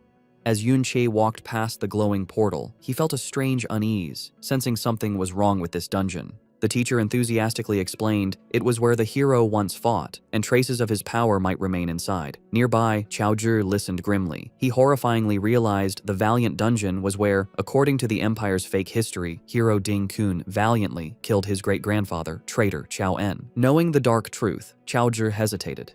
He struggled, wondering if he should tell Yunche what he knew about the dungeon's true history. As students gathered at the dungeon entrance, the teacher gave a final warning. It was a high-level dungeon, and they must be careful within their limits. He then singled out a red-haired student in armor, Little Z, telling him to look after Yunche and Chaoji. Little Z was clearly annoyed, complaining he couldn't focus on leveling up if he had to babysit. Another student pushed him forward, telling him to stop complaining as the dungeon was open. Grumbling about why younger students were allowed, Little Z entered the dungeon with the others. He condescendingly ordered Yunche and Chaoji to stay back and not cause trouble, threatening to abandon them if they were a burden. As the group went into the vast, purple-lit interior, Yunche silently assessed his surroundings. He noted it was supposed to be a level 20-40 dungeon. However, his instincts from his past life screamed something was wrong. A deep unease washed over him as he felt a profound danger that didn't fit a dungeon of this supposed difficulty. As students went deeper into the glowing purple Valiant Dungeon, Yun Che saw Yun Yin and her blonde friend, Yun Sha, inside. He wondered how they, as younger students, were allowed. Little Z, assigned to watch Yun Che, also saw the girls and pointed them out to another armored student. This student immediately dreamed of escorting the attractive girls. His fantasy was cut short by a taller, serious student in a helmet who smacked him, telling him to stop dreaming. This student revealed Yun Yin and Yun Sha were much stronger, both over level 30. He scoffed that they should be asking the girls for help, and the daydreaming student wasn't good enough for them. Embarrassed, the student muttered he was just talking. As the older students talked, the daydreaming boy watched Yun Sha and Yun Yin. To his and his friend's surprise, the two high-level younger students ignored them and walked directly towards Yun Che and Xiao Zhi. Yun Che watched them approach, confused. He recognized Yun Sha as the high-status guest from the Ding family's house. Her direct approach made him suspicious. He wondered if she knew the original owner of his body, or if she was confronting him for Ding Shu, whom he'd publicly embarrassed. Yun Sha's approach was direct and friendly. Smiling confidently, she told Yun Che she saw him at the memorial hall and complimented his fighting skills, adding his voice was unique. Yun Che wasn't sure what she wanted, thinking she was just making small talk. However, Yun Sha's eyes glowed gold as she leaned closer, revealing she recognized his voice from the shattering glass during his escape from the Ding family residence. This stunned Yun Che. He realized, alarmed, that this powerful girl had identified him as the intruder just from 2 sentences he shouted. Having made her point, Yun Sha's clothes changed to white, mage-like combat gear. Yun Yin did the same, putting on a dark, green energy outfit. Yun Sha then told a still surprised Yun Che they'd explore the dungeon first, then walked away with her friend. As they walked off, Yun Che processed the encounter carefully. He understood she recognized him as the intruder, but chose not to expose him publicly, subtly delivering the message. This made him wonder if it was a warning. He considered the dangerous possibility that Ding Shu also recognized his voice from their earlier fight. However, Yun Che decided not to worry for now. He was confident that as long as the Ding family didn't act immediately, his fast leveling speed would soon make him strong enough for any threat they posed. Seeing her act as friendly, he decided to offer a warning back. He called out, advising them to be careful, as his instincts told him the dungeon felt strangely dangerous. Yun Sha stopped and seemed to agree, telling her friend the place felt odd.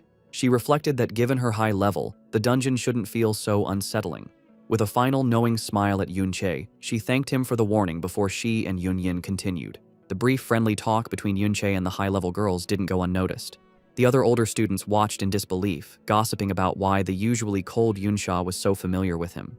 Driven by jealousy, they surrounded Yun Che, asking about his relationship with her and demanding an introduction. Not interested, Yun Che cut off their questions, announcing he and Xiao Zhi were leaving the group to explore alone. The older students were shocked by his overconfidence, warning him that as younger students, the level 20 monsters would surely kill them. To their surprise, their supervisor, Little Z, told them to let the two go. He reasoned that for Yun Che to be friendly with someone as powerful as Yun Yin, his own level must be high. When others protested, reminding him of their teacher's orders, Little Zai's true motive was revealed in his thoughts. He aggressively reminded his friends of their real reason, to find precious crystals. He didn't want to share the loot, so letting them wander off was perfect. He finalized his decision by callously telling the group to ignore them, reasoning they had distress signal guns if needed. As Yun Che and Xiao Zhi walked away, he watched them with anger and jealousy.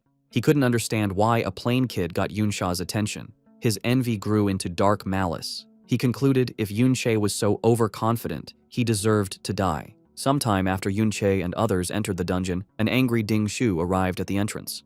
A male staff member and a woman asked him what he was doing. Filled with rage, Ding Shu grabbed the man's shirt, asking if a team had just gone inside.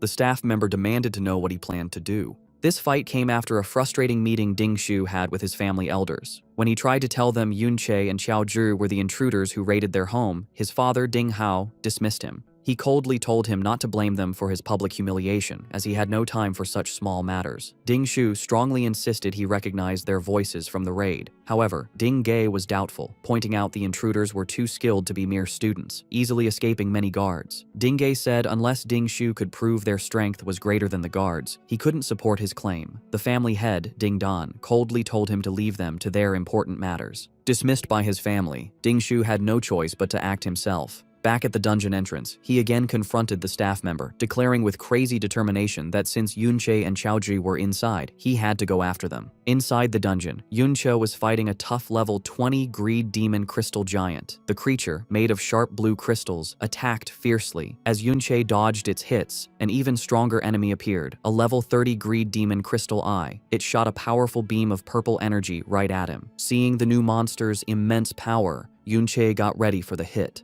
From far away, a terrified Chaoji shouted Yunche's name and used a support skill. A set of golden shields with angel wings appeared around Yunche, protecting him from the attack. The skill, called Surrounding Shield, gave Yunche a shield with 500 durability and 700 defense for 3 minutes. Chaoji didn't stop there. He used a motivational shout, which wrapped Yunche in an aura that boosted his power. This gave Yunche the inspired status, increasing his attack power and speed by 5%. It showed that Chaoji was quickly becoming a very good support player. Strengthened by Chaoji's help, Yunche used a series of powerful attacks on the huge crystal monster. With his Trick Blade skill active, which gave him a 70% attack boost, he shattered the strong level 30 Eye of the Mountain with a final, strong hit. The victory brought quick results. Yunche leveled up to level 21 and got 3 new attribute points. Chaoji was also happy, shouting in surprise as he leveled up to 11 and also got 3 attribute points. Yunche explained to his friend that the Surrounding Shield and Motivational Shout skills came from the books they had stolen from the Ding family. He said they were very useful skills that Chaoji was able to learn. As he looked at the defeated monster's remains, Yunche thought about how much better their teamwork had gotten. He knew the monsters in this dungeon were a bit high level, but Chaoji's new support skills made the fights much easier to handle. As they went deeper into the dungeon's crystal caves, Yunche remembered something his teacher had said.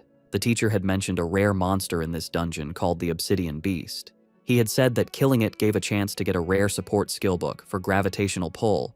This was a big chance for Yunche because he had already seen the skill's reversed form, Force Field Zone, on his Mirror World skill list and knew it was a key skill for his future plans. But hunting the beast wasn't his only goal. He looked out at the huge, spooky landscape. Knowing that this dungeon was also said to be where many powerful adventurers had died, he believed their souls might still be where they fell, giving him a chance to find and contract powerful undead spirits for his army. He hoped he could find some of these souls in the area. Suddenly he felt danger and his eyes widened in alarm. In the canyon below, a huge creature made of dark, glowing purple rock appeared. It was not alone. A whole group of these elite-level obsidian beasts was on the move, marching together through the Crystal Pillar Canyon. From a high cliff, Yunche and Chaoji watched the strange sight. Yunche saw that the elite beasts were moving in a large group and had also traveled at least a kilometer, much farther than they normally would. This very unusual organized behavior led him to a serious conclusion as he mumbled the words, "Wanderer type, huh?" He recognized the signs of a much bigger and smarter threat. The way the obsidian beasts were acting reminded Yunche of something, and he explained what a wanderer type monster is. These are rare creatures that don't have a fixed spawn location and wander freely all over a dungeon map. They are much stronger than normal monsters of the same level and can easily beat unprepared adventurers. Back in the early days, before people grew strong and learned to control dungeons, running into a wanderer type often meant a very hard fight to survive. These creatures were especially dangerous because they weren't stuck in the dungeon. They could wander outside and threaten human towns, causing a lot of disasters and death. However, Yunche also knew that this huge risk came with an equally huge reward. The experience and items dropped by wanderer-type monsters were much better than any ordinary creatures, making them a high-risk, high-reward target for any adventurer brave enough to face them. Knowing the huge threat from the group of obsidian beasts, Yunche knew he couldn't be careless. He knew that the monsters were simply too strong to attack directly and decided he would need to test their abilities first to find a weakness. His first look showed a strong defense. The level 30 obsidian crystal beasts had a powerful healing skill that was always on, making them very hard to wear down. Before he could think of a new plan, the beasts attacked back, shooting a coordinated blast of powerful energy beams called mana rays. Yunche used his high speed to weave through the thick web of attacks, helped by the winged shields Chaoji had summoned for him. But the monster's attacks were too many and too frequent. One of the beams eventually hit him, drawing blood and sending a shock of pain through his back. He realized that even his high speed wasn't enough to dodge all of them. A quick look at his health bar showed how much danger he was in. His health had dropped a lot. He knew he was weak, that his current body's HP and defense were just too low.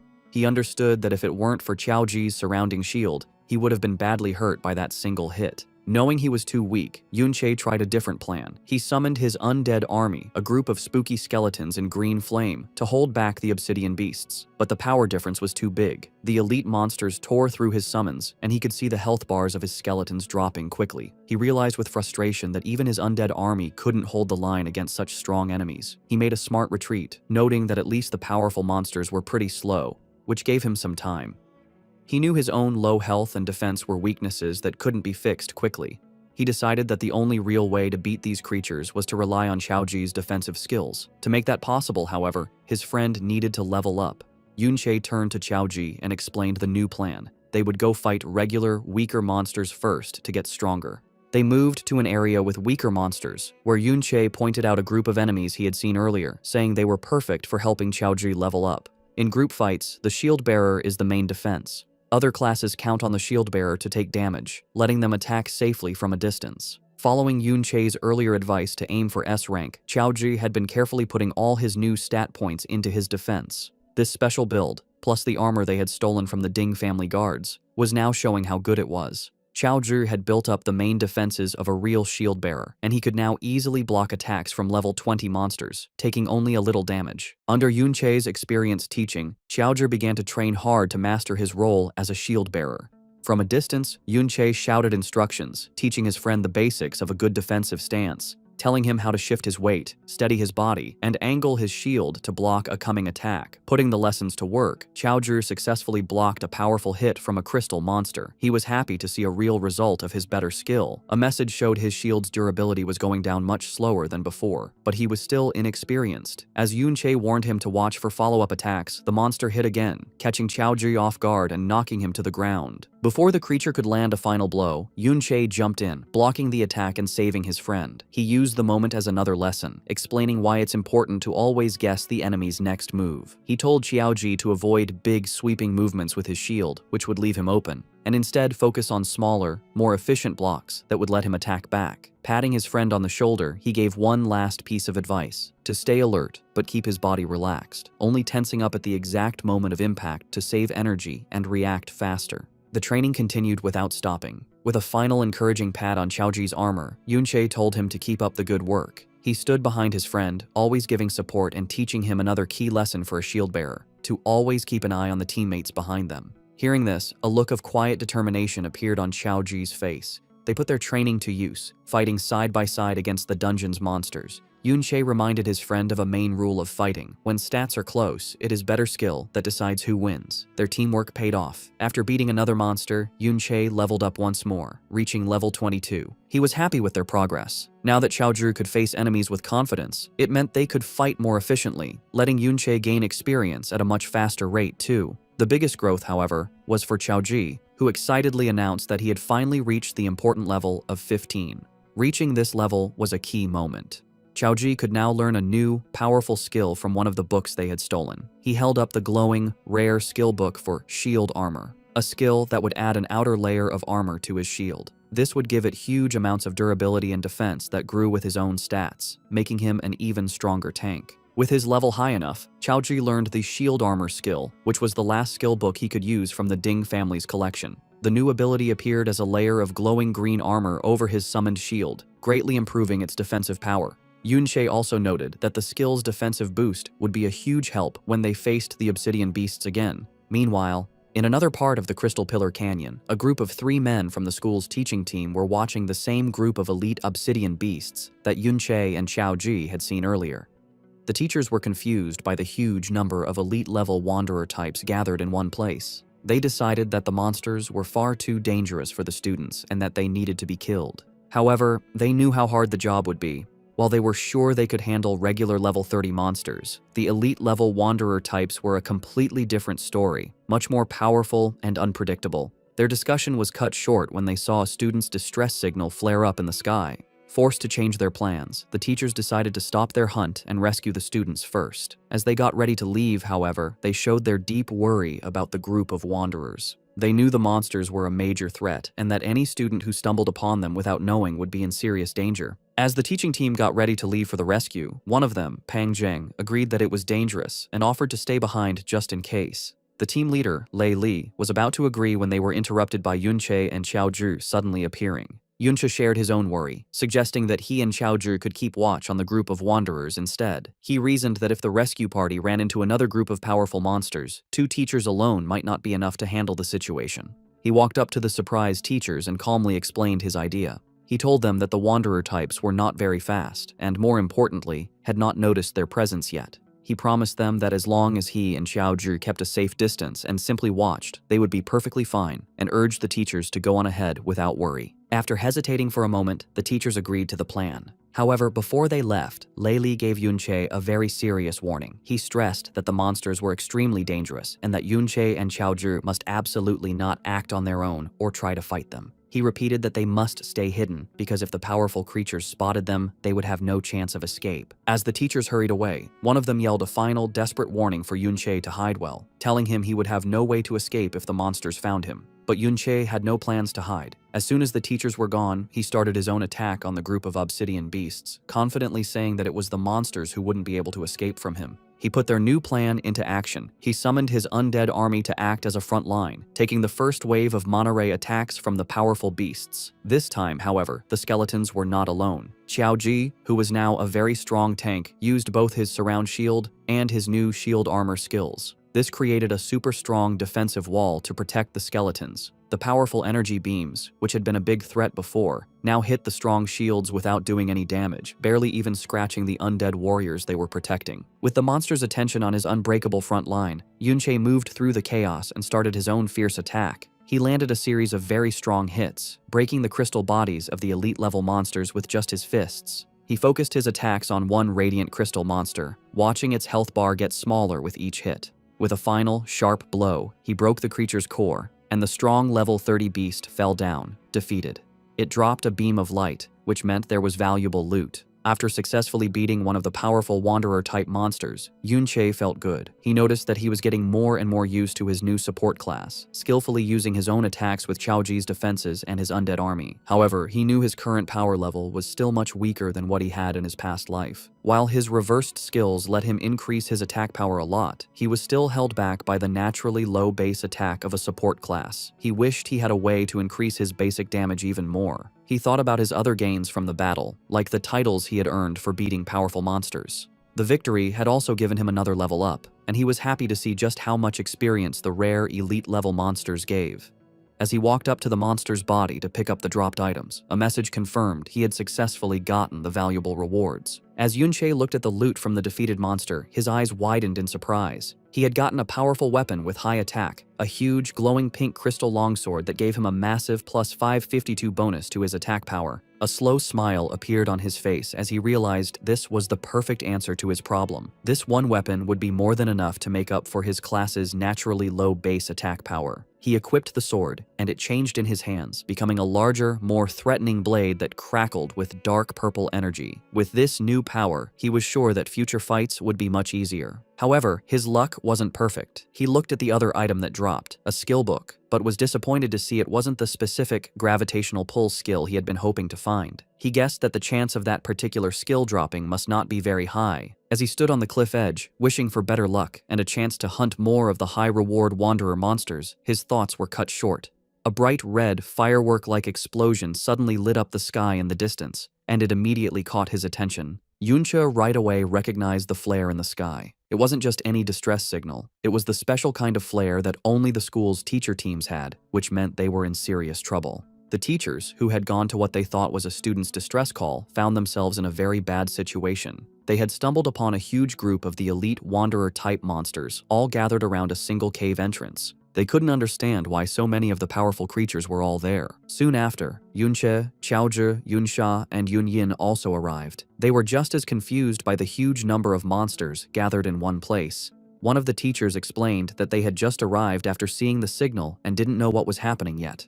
He pointed towards the cave, explaining that the signal was coming from inside and that the students they had come to rescue must be trapped in there. Another teacher explained their bad situation. They were trying to organize a rescue, but the group of monsters was simply too big. Even with all the teachers together, they didn't have enough people to break through. Seeing the powerful Yunsha and Yunyin arrive, one of the teachers looked to them for help, saying it would be a great help if they could assist in the rescue. Without hesitating, Yunsha accepted the teacher's request, saying that saving fellow students was their duty. She immediately took control of the battle, summoning a glowing star-shaped magic object and using a powerful area-wide buffing spell called Starlight Mystic Art. The spell washed over the teachers and students, wrapping them in a golden light that greatly increased their spirit and attack power. The pure strength of the buff stunned everyone, who recognized it as an epic-level skill at the very least. With her allies now stronger, Yunsha turned her attention to the monster group, using a powerful attack spell, Gravitational Pressure, that crushed a huge area of the Wanderer beasts. At the same time, Yunyin joined the fight, using her own devastating attack, Hidden Thorn, which instantly destroyed a level 30 radiant crystal spike, showing her own incredible power. The combined strength of their attacks was amazing. The other students and teachers could only watch in awe as the once unbeatable monster group was destroyed. One of the students said that with this level of power on their side, they should be able to rescue the trapped people now, and he praised the amazing strength of Yunyin and Yunsha. Watching the incredible display of power from Yunsha and Yunyin, Yunche was very impressed. He noted that not only was their equipment top level, but their skills were as well.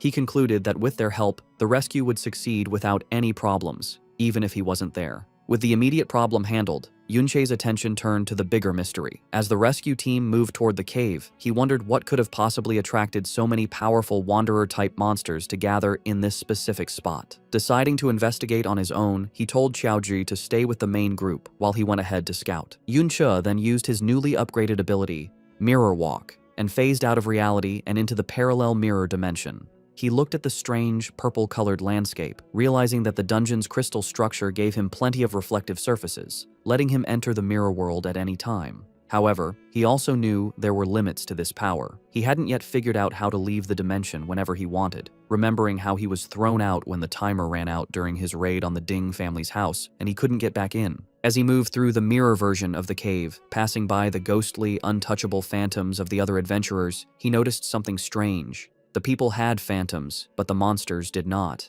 Looking closer, he saw that the bodies of the monsters he had killed before existed physically in this dimension. This led him to a key understanding of his ability's rules. Besides himself, it seemed that other living things did not have a physical form in the mirror world, only their dead bodies. Moving silently and unseen through the mirror world, Yunche followed the ghostly phantoms of the other adventurers into the cave. He quickly recognized them as the group of senior students, including the one called Little Z. He figured that they must have been the ones who attracted the huge group of wanderer monsters, and, finding themselves overwhelmed, had fired the distress signal. From where he was, he could see they were using the narrow space of the cave to hold their ground, which should keep them safe for a short time. However, the main mystery was still there. What could possibly be inside the cave that would attract so many of these powerful creatures? He kept going, moving deeper into the mirror version of the cave to investigate. The confusing crystal landscape made it hard to find his way, with the endless reflections making it difficult to judge things. Suddenly, he froze, his eyes widening in shock and disbelief. He had found something completely unexpected, something that shouldn't be in a place like this at all. As he went deeper into the cave in the mirror world, Yunche's eyes widened. He had found the dungeon's true treasure, a huge vein of special, glowing green crystal ore. Now he understood why Little Z and his group had risked so much to come here. Dungeons often have special resources that don't exist in the real world, which are used to make powerful and unique equipment. The green ores were one such resource, worth far more than gold. As he looked at a green crystal, a message popped up, calling it a mirror image crystal ore. The message confirmed he could loot it and take it out of the mirror world, but more importantly, it asked him, "Return to the real world from here?" This was a huge discovery. To check his idea, he touched a different, normal blue crystal and saw the same message. A slow, smart smile appeared on his face as he realized what his ability could do. He now understood that as long as he could find any mirrored surface, he could use it as his own personal exit to return to the real world whenever he wanted. As he walked among the glowing green crystals, Yunche picked up a piece of the valuable ore. He thought about his newly upgraded skill, knowing there was still much more to learn about its full power, and that he would need to find a good chance to study it. For now, however, he decided to focus on exploring the huge crystal vein he had found. As he went deeper, he was shocked by how much treasure there was. The amount of ore was huge, a massive deposit that would be enough to make any normal person who mined it a billionaire. This amazing sight finally solved the mystery that had been bothering him. He now understood why so many powerful wanderer-type monsters had gathered at the entrance to this cave. They were drawn to, and probably guarding, this incredibly valuable resource. Back in the real world, the rescue was happening. Yunsha kept using powerful spells like gravitational pressure to crush the wanderer monsters, while Yunyin followed up with her own deadly dual blade dance that tore through the remaining enemies. Not happy with just helping her allies, Yunsha also showed her own attack power with Star Rain Art, a devastating spell that hit a wide area. The students and teachers watching were completely stunned, wondering if all of the girls' skills were epic level, as their power was much greater than the teachers'. With a final, huge, cross-shaped slash, the last of the wanderer beasts at the cave entrance was destroyed. The path was now clear for the rescue team to go in and get the trapped senior students, who were huddled together, tired but alive. As the rescue party led them out, one of the seniors, Little Zai, said he was very relieved, saying that he thought he was going to die in the cave. However, the always careful Yun Yin was quick to stop his relief, warning him not to relax. She pointed out that they still had to fight their way out of the dungeon, and that everyone was already tired from the last battle. Yunsha agreed, but added with a confident smile that with their help, the escape should be much easier than their last struggle. As the rescued senior students were being led out of the cave, Yunsha's eyes suddenly widened, a look of surprise and worry on her face as she sensed something was wrong. Her bad feeling was right, as the students behind her let out terrified screams. The reason for their terror was a horrifying sight. The path ahead, which had been cleared just moments before, was once again full of an unbelievably large group of the elite wanderer-type monsters. It was as if every single wanderer in the whole dungeon had suddenly gathered in this one spot, completely blocking their path to safety. While the rescue team was being swamped by the sudden return of the wanderer group in the real world, Yun Che was continuing his solo exploration of the other mirror world. He moved through the confusing, maze-like paths of the crystal cave, his way lit by the strange green glow of the special ore veins. Suddenly, he stopped, his eyes widening in complete disbelief at what was in front of him. He had stumbled upon an amazing sight, a huge, tree-like crystal formation that reached the top of the cave, and at its very top, a brightly glowing, star-shaped crystal core pulsed with immense energy. He immediately knew what it was, the dungeon's legendary secret treasure. As he got closer to the core, he remembered the stories about such items. If the different crystal ores were the dungeon's special products, then this crystal core was the ultimate prize, the dungeon's one and only secret treasure. These treasures are the condensed form of all the special products in a dungeon, taking a very long and unknown amount of time to form. They are so rare that a normal person might never see one in their whole life. Most importantly, every secret treasure, without fail, has a unique and powerful special effect. As Yun Che reached out to touch the glowing object, he knew he had found the true heart of the Valiant Dungeon. With a happy smile, Yun Che reached out to the glowing green crystal core he had found. A system window appeared, naming the item as the Mirror Image Crystal Core. It was a unique quality secret treasure that, when used, would permanently give a plus 110 boost to stamina, a plus 0.5 increase to mana recovery speed, and a 20% reduction in damage from light and electric type attacks. The description also said that it was a copy of the true secret treasure. Yun Che was thrilled with the discovery. He understood that the increase in stamina would greatly boost his maximum health, while the faster mana recovery meant he could use his powerful Trick Blade skill more often, increasing his damage. With a smart grin, he focused on what he thought was the most important effect, the 20% damage reduction for light and electric types. He knew that percentage-based damage reduction was an incredibly rare and valuable effect, even among the very best equipment. To make it even better, as a consumable secret treasure, it wouldn't even take up one of his valuable equipment slots. However, as he held the treasure, a strange thought came to him. He knew that just as the crystal ores had attracted the wanderer monsters, a secret treasure this big should logically be protected by a monster whose strength was much greater than the wanderers he had seen. Deciding not to stay long, he got ready to use the secret treasure and then get out. A system window gave him two choices, to either loot the item for later or use it right away. As he went to choose use, another message appeared, revealing a surprising rule. Using or taking the item would require using up 10 minutes of his remaining mirror walk time, which caught him by surprise. Back in the real world, just as the rescued students were starting to feel a sense of relief, a deep and powerful rumbling sound suddenly shook the whole cave. The teachers and students looked up in terror, and even the very powerful Yunsha and Yun Yin were frozen with looks of shock and alarm. From behind the huge crystal formations, a new, huge threat appeared. It was a giant monster, a much larger and more threatening version of the wanderer beasts they had just fought, crackling with dark purple energy and making everything else in the cave look small. The group immediately understood the horrifying truth of their situation. They had stumbled upon the Lord of the Wanderer species, a powerful, hidden boss of the dungeon. The teachers and students knew how bad their situation was. They were facing a wandering lord, a rare hidden boss that was separate from the dungeon's main boss. A creature like this is much stronger than a normal boss, and this one, with its huge army of elite followers, was a threat they couldn't hope to fight against. Panic started to spread. One of the students cried out in fear, saying he thought wandering lords only showed up in high-level dungeons.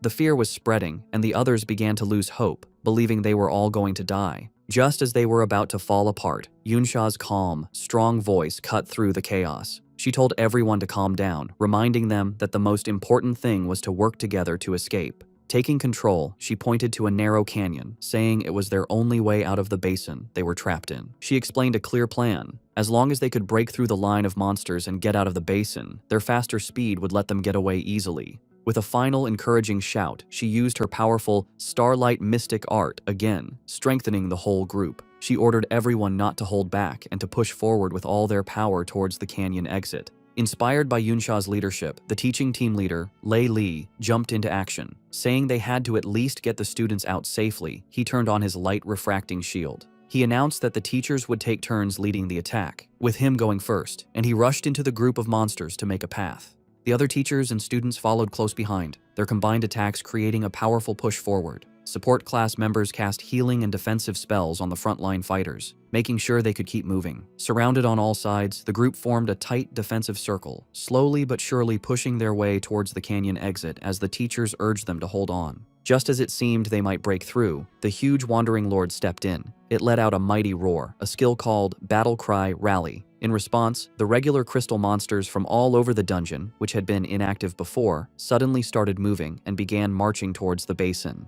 They poured into the canyon, their huge numbers forming what seemed like an endless wave of new enemies that completely surrounded the trapped rescue party. The students and teachers could only watch in despair as their escape route was cut off by thousands of new monsters, wondering where they had all come from. The already bad situation for the students and teachers got even worse.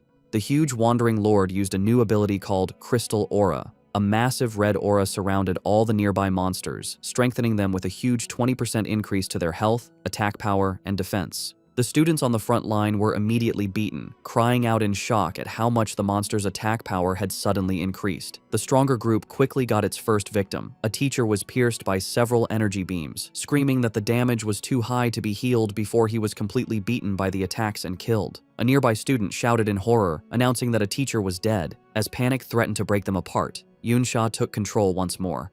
She ordered the shield guards to the front to form a defensive line and told the priests to focus their healing on the shield bearers to keep them standing. Even with her strong commands, Yunsha knew their situation was very bad. She thought that everyone was already tired and they were now just barely holding on. Most terrifying of all, she realized that the Wandering Lord itself had not yet really started to fight, and they were already being pushed to their limit by its strengthened followers alone. Even with their best efforts, the combined forces of the students and teachers were no match for the strengthened, endless group of monsters.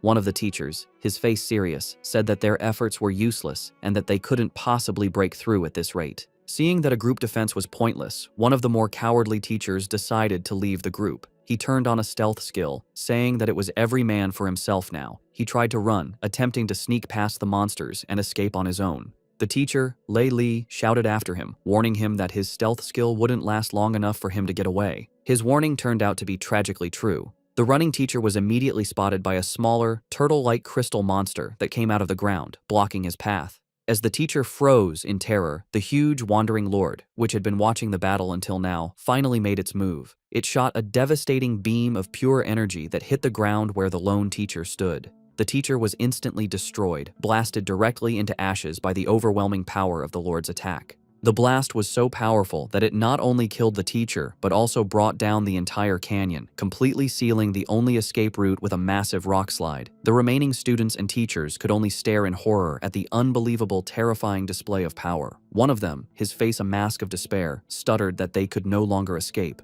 Having sealed their only escape route, the huge Wandering Lord turned its attention to the trapped adventurers, its crystal eyes glowing as it charged another devastating energy beam. One of the students screamed in complete despair, believing it was over and that they were the next target. With no way to dodge the attack, the group prepared for the unavoidable, knowing they couldn't possibly block a blast that big. But at the last second, one of the students summoned a massive, fancy, giant shield that appeared in front of them.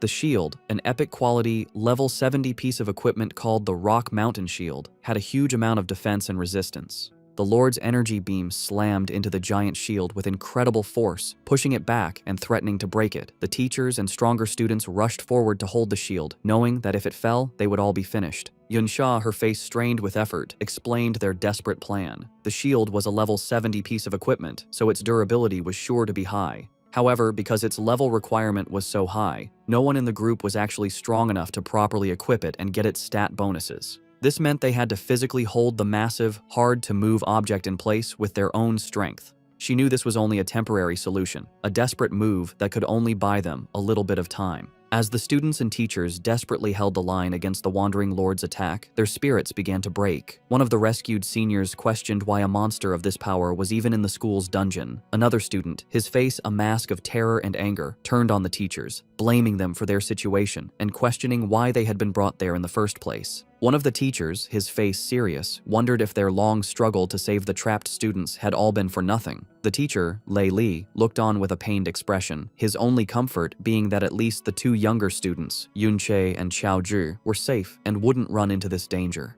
His thought was immediately proven wrong. To his complete shock, Xiao Zhi suddenly appeared at his side, pushing him out of the way of an incoming attack. Lei Li couldn't understand how the boy, who was supposed to be waiting by the valley, had gotten there so quickly. As another monster attacked, Lei Li shouted a warning. Xiao Zhi reacted instantly, shouting the name of his skill, "Surround Shield," to protect the teacher. However, the monster's attack was too powerful, shattering Xiao Zhi's defenses and breaking the group's perimeter. With their formation broken and their main tank hurt, the group was left completely open. There was no one left who could stop the advance of the Wanderer group. With their defensive line shattered, the group was left completely open, with no one left to stop the advance of the Wanderer monsters. In a desperate act of bravery, Xiao Zhi single-handedly charged the monsters, successfully blocking several powerful attacks and protecting the injured teacher, Lei Li. The teacher could only stare in amazement, wondering how the younger student he had dismissed as useless had such incredible strength. But Xiao Zhi's solo effort was not enough. The other shield guards' defenses were completely broken, and their entire defensive line was gone. Xiao Zhi himself was finally beaten, his armor breaking as he was sent flying by a powerful blow. He lay on the ground, bleeding and defeated, as the monsters prepared to deliver the final blow. Seeing their last line of defense fall, one of the teachers, his face a mask of sweat and terror, said that their situation was now truly hopeless. Just as the monsters were about to overrun the defenseless group, a blur of motion cut through the chaos. To the amazement of the teacher, Yunche appeared, standing on top of the body of a defeated monster. He held his massive, glowing crystal longsword, his eyes showing a cold, deadly calm.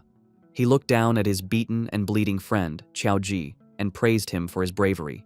He then turned his attention to the monster group, his voice filled with strong confidence, and said, "Leave the rest to me." A short time ago, back in the mirror world, Yunche stood before the crystal core. He realized that since he had found the replica, the original, real-world version must still exist. This meant that with his mirror world ability, he could effectively double his harvest of any valuable resource. However, he knew there were limits. He had gathered 75 pieces of the valuable crystal ore, but bringing them all out would require 750 minutes of mirror walk time, far more than he had. He understood that like the crystal core, each piece of ore cost 10 minutes of his time to bring out. Faced with this limit, he made a choice. He would loot the real-world crystal core, but for now, he would use the replica he found in the mirror world to get its powerful buffs right away.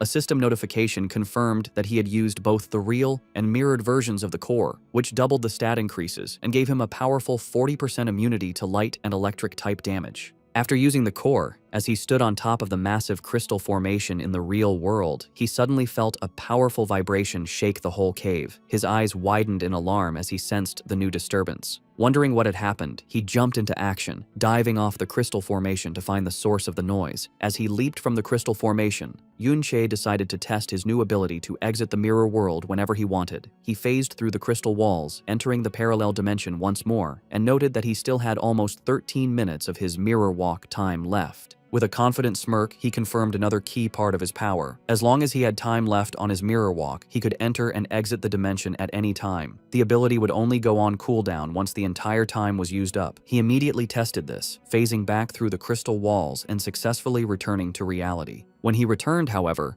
he saw a shocking sight. The number of monsters had grown hugely, far more than the crystal ore alone could explain. Towering over them all was the giant Wandering Lord, and Yunche finally understood that this creature was the true source of the dangerous feeling he had felt from the very beginning. Realizing the huge danger, his first thought was for his friend. He knew that Xiaoji and the others were in great danger, but with his new control over the mirror world, a new plan began to form in his mind. Knowing he could now enter and exit the dimension at any time, he saw a chance to turn the tables on the seemingly unbeatable boss. With his new control over his ultimate skill, Yunche came up with a new strategy. He began to phase in and out of the mirror world, using the other dimension to instantly move around, easily dodging the monster's attacks before reappearing in the real world to strike. This hit-and-run tactic was very effective. After taking down several more of the elite monsters, he reached level 24. He took a moment to check his new power, calculating that with his increased mana and the doubled mana recovery from the crystal cores, he could now stack his Blade of Trickery skill to get a huge 330% increase in his attack power. However, Yunche stayed realistic. He knew that while his current power was crazy, it was still not enough to face the giant Wandering Lord, a creature even stronger than a normal dungeon boss. He decided that he would need to reach at least level 30 to have a real chance of winning, and he knew he was still a long way from his goal. The story then returns to the desperate moment in the real world, with the students and teachers about to be killed. Just as all hope seems lost, Yunche exits the mirror world for the final time and appears in the middle of the battlefield. Standing on the body of a defeated monster, he looks at his beaten but brave friend, Xiaoji, and praises him for his courage. With strong will, he tells his friend to leave the rest to him, ready to face the huge group of monsters alone. Exiting the mirror world for the last time,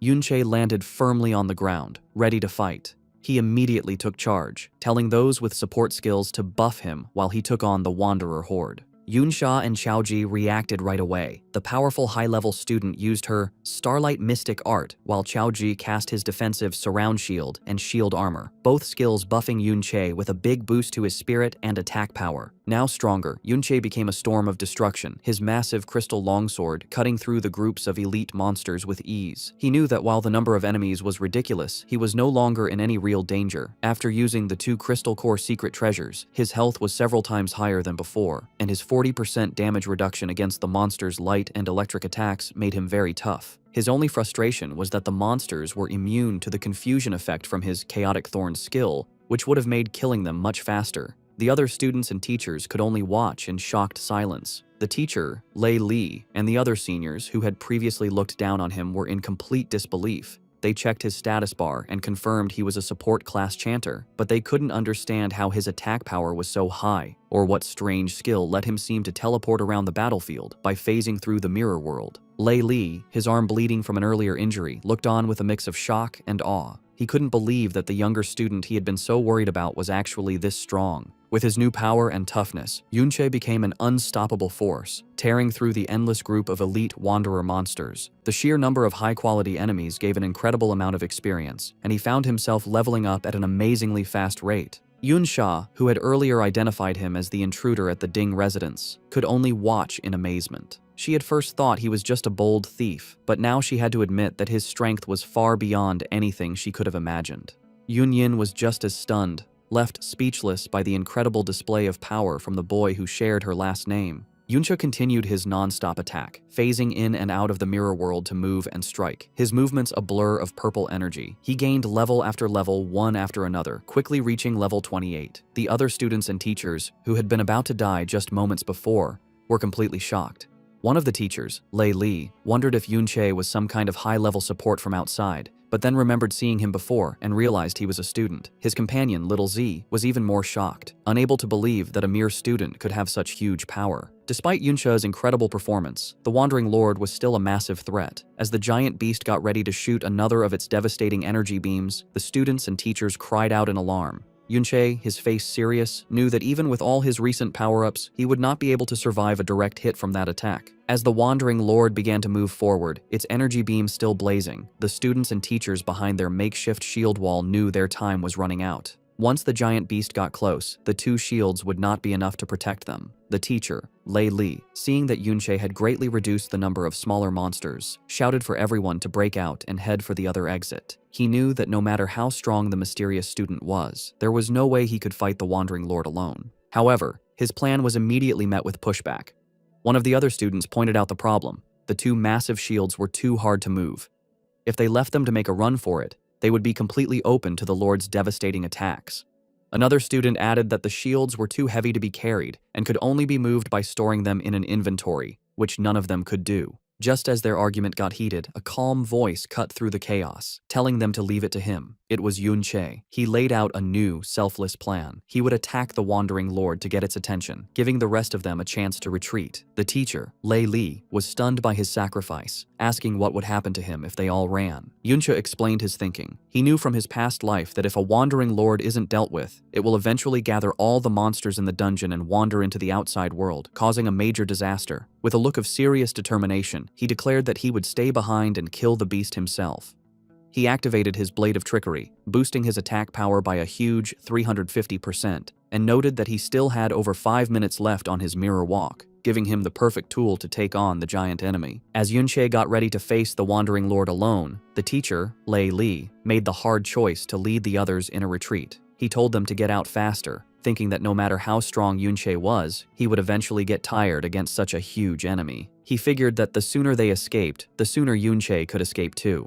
When a student questioned Yunche's bold claim that he could kill the Lord, Lei Li said it was just a brave act to make them feel better, because he knew how powerful a real Wandering Lord was. As he was forced to run with the group, Chaozhi felt completely useless. He looked back with a sad face, hating that all he could do at a time like this was run while his friend faced incredible danger. Silently, he prayed for Yunche's safety. Meanwhile, Yunche was not helpless at all. He kept fighting through the smaller monsters, getting stronger with every kill, and he quickly gained another level. As the huge Wandering Lord shot its powerful energy beam, Yunche used his mirror walk to phase out of reality. The beam passed right through the space where he had just been. He then reappeared behind the beast and hit it with a powerful slash from his glowing sword. However, his attack showed a hard truth. The Wandering Lord, a level 42 stone golem, had such a strong defense and a powerful healing skill that the small amount of damage he did was healed right away. He realized that at his current level, it was no use. Its defense was just too high. As he dodged the Wandering Lord's attacks, Yunche's first tests confirmed what he thought.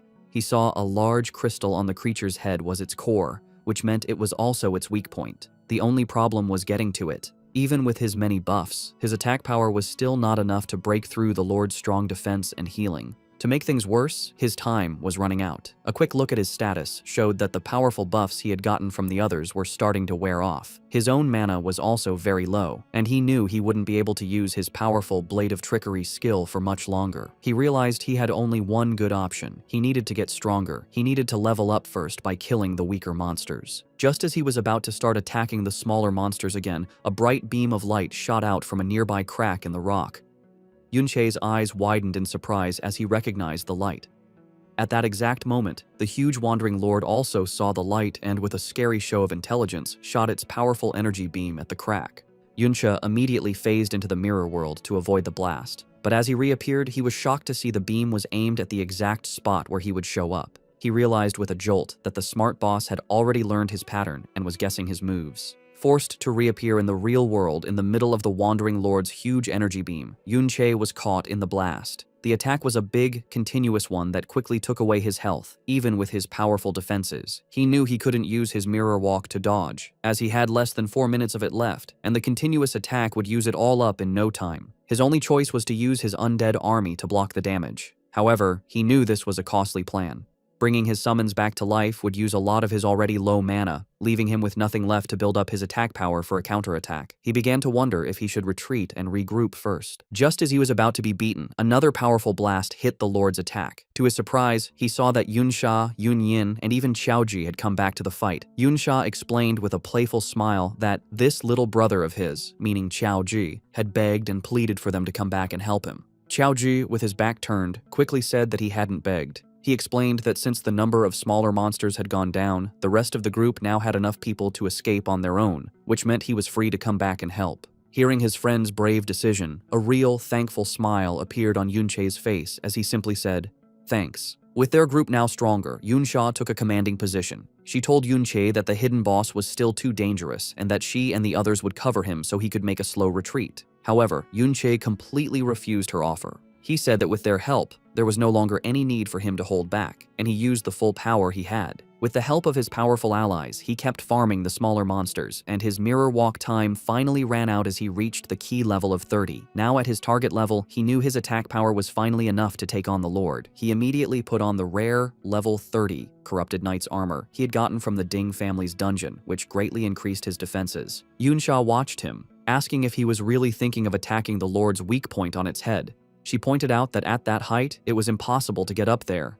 But Yunche was one step ahead. He revealed that he had already gotten the tool he had always wanted, the Gravitational Pull skill book, which he had looted from one of the Wanderer monsters. The skill let its user pull a target object towards them. More importantly, its reversed form, gravitational traction, did the opposite, pulling the user towards the target, with the pull getting stronger the lower the user's strength. With this new movement ability, the Lord's weak point was no longer out of reach. He activated his Blade of Trickery, quickly building up his attack power, and with a confident smile, he promised the others that everything was under control. With his plan set and his power fully built up, Yunche reached out a hand covered in purple energy, aiming for the huge Wandering Lord's head. He then used his new skill, Gravitational Traction, and a powerful force grabbed him, pulling him forward with incredible speed. He shot through the air like a rocket, breaking the rocky ground as he flew right towards the giant monster. In an amazing show of skill and power, he landed perfectly on the Wandering Lord's head, putting himself right next to its glowing crystal core, his powerful sword crackling with energy and ready to strike. Down below, Yunsha and Yunyin, who had just said it was impossible to reach that height, could only stare upwards, their faces frozen in looks of absolute shock and disbelief at the impossible thing he had just done. Having reached the Wandering Lord's weak point, Yunche used all of his power. He drove his massively buffed sword deep into the glowing crystal core, causing a spiderweb of cracks to spread across its surface. The huge beast, however, would not go down without a fight. As it was dying, it let out a final massive explosion of pure energy from its core, a last-ditch effort to take its attacker down with it. Yunche was caught in the center of the blast, his health dropping quickly as a flood of messages confirmed the massive, continuous damage he was taking. But his new defenses and increased health held strong. He gritted his teeth and survived the attack, and when the light finally faded, he was left standing, beaten but alive, while the Wandering Lord's massive crystal body broke into a million pieces. A series of messages confirmed his incredible victory. He had defeated the Wandering Lord, earning a massive bonus of 5,000 experience points and the respected title of Wanderer Killer.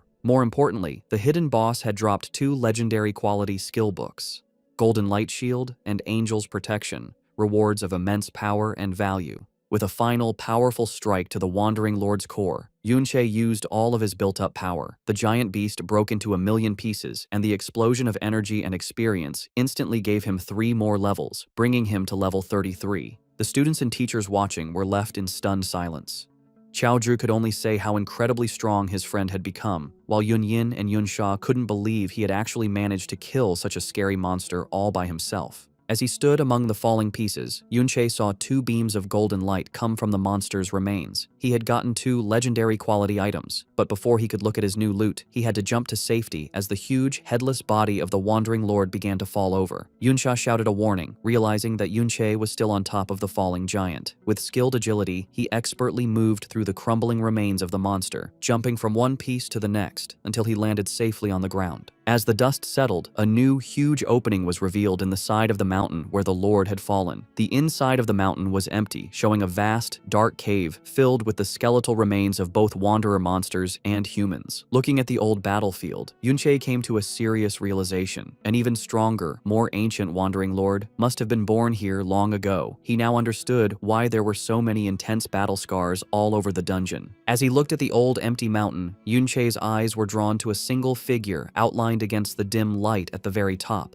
His heart skipped a beat as he recognized the armored warrior, still in a final defiant pose, his great sword stuck firmly in the ground. A system message confirmed the impossible. It was the body of Qiao En, who was also known by his nickname, Qiao Benben. Yunche could only whisper his friend's name in disbelief. The other students and teachers soon arrived at the scene, just as stunned by the sight. Yunsha, her voice full of awe, identified the figure as the famous traitor Qiao En. She admitted that while she had heard this was the place where he was killed by the hero Ding Kun, she had never expected the scene to be like this. The battlefield was a sign of a desperate last stand against countless monsters and people. She noted that the heroic, defiant figure before them was completely different from the statue in the Modern History Memorial Hall, which showed him being stepped on. This, she declared, did not look like someone who would be so easily beaten.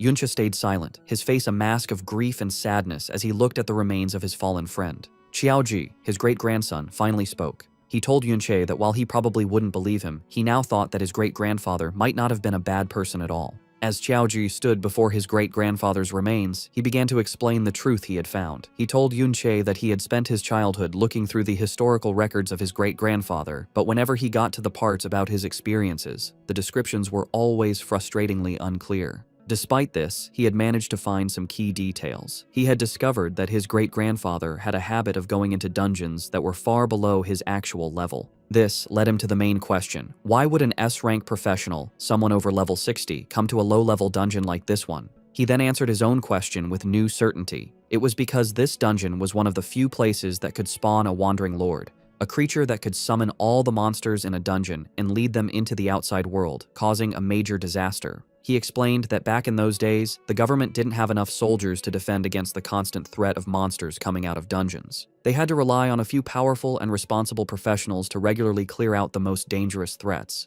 His great-grandfather, he declared with pride, was one of those heroes. He hadn't been a traitor. He had come to this dungeon to stop a potential disaster before it started. As Yun Che listened silently to this revelation, Qiaoji's confidence started to fade. He admitted that the others probably thought he was just making things up, and that even his own family believed he was just looking for mental comfort, twisting the unclear historical texts to fit a story he wanted to believe. Just as he was about to give up hope, a hand gently rested on his shoulder. He looked up to see Yun Che, a kind, understanding smile on his face, who simply said, "I believe you."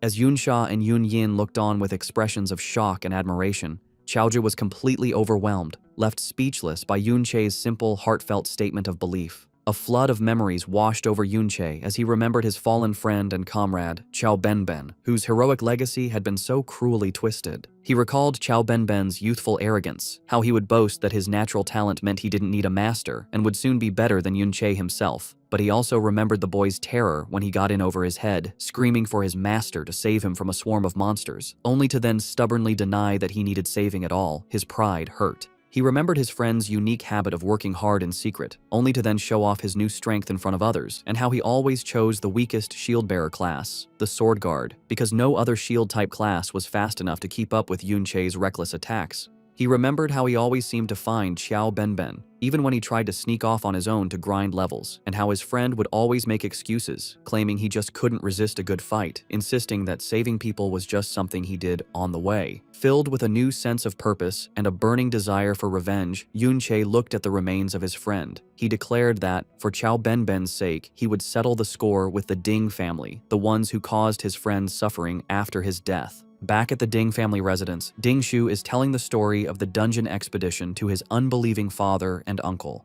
He insists that what he is saying is true, that Yun Che is just that amazing, and that they can ask the teacher in charge if they don't believe him.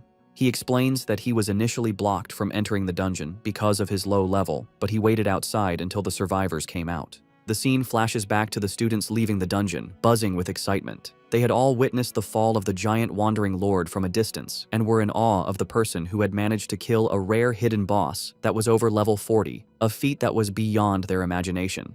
Ding Shu, listening in, confirmed that the hero's name was Yun Che. He couldn't believe that someone even more powerful than the high-level Yun Yin had been among the students, and he wondered about Yun Che's true identity. Back in the present, after hearing his son's report, the third head, Ding Ge, is silent for a moment. He then gets up from his seat and gives a chilling command to gather the Ding family guards and follow him to the traitor's dungeon, the very place where Qiao En had died. His brother Ding Yi stops him, remembering a detail from Ding Shu's earlier report about the intruders at their home. With a sinister look in his eyes, he tells his brother to bring the members of the Qiao family along with them as well. Meanwhile, back in the dungeon, Yun Che looked at one of the legendary skill books he had gotten from the Wandering Lord, the Golden Light Shield. Without hesitating, he offered the powerful book to Qiaoji, telling him he should learn it since it didn't have a level requirement. Yunsha, who was watching them, was shocked. She asked why he would so easily give away a legendary skill. Yunche calmly explained that the skill was only for shield bearers, so it was useless for him.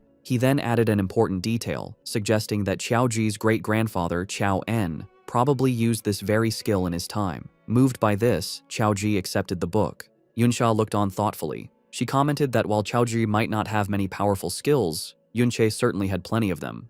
She admitted that even though her own skills were considered high level, she felt she was far behind him, mentioning his ability to seemingly teleport and his power to summon a large number of undead creatures. Her mention of the undead made Yunche's expression turn serious as his eyes glowed. He suddenly remembered a key detail about his power. His undead summons were created from souls he found in the mirror world. This led him to a deep realization. If other souls also went to the mirror world after they died, then it was possible that his old friend Qiao En's soul was waiting there as well. After his sudden realization, a look of nervous excitement crossed Yunche's face. A system message confirmed that his mirror walk ability was ready again, giving him a full 30 minutes to explore the mirror world. He immediately wondered if he could use this chance to find his old friend's soul. With a determined look, he activated the skill, his body covered in a familiar purple light as he stepped into the other dimension. Inside the strange blue-green landscape of the mirror world, he found what he was looking for, a powerful, ghostly figure in full armor, with a calm but strong presence.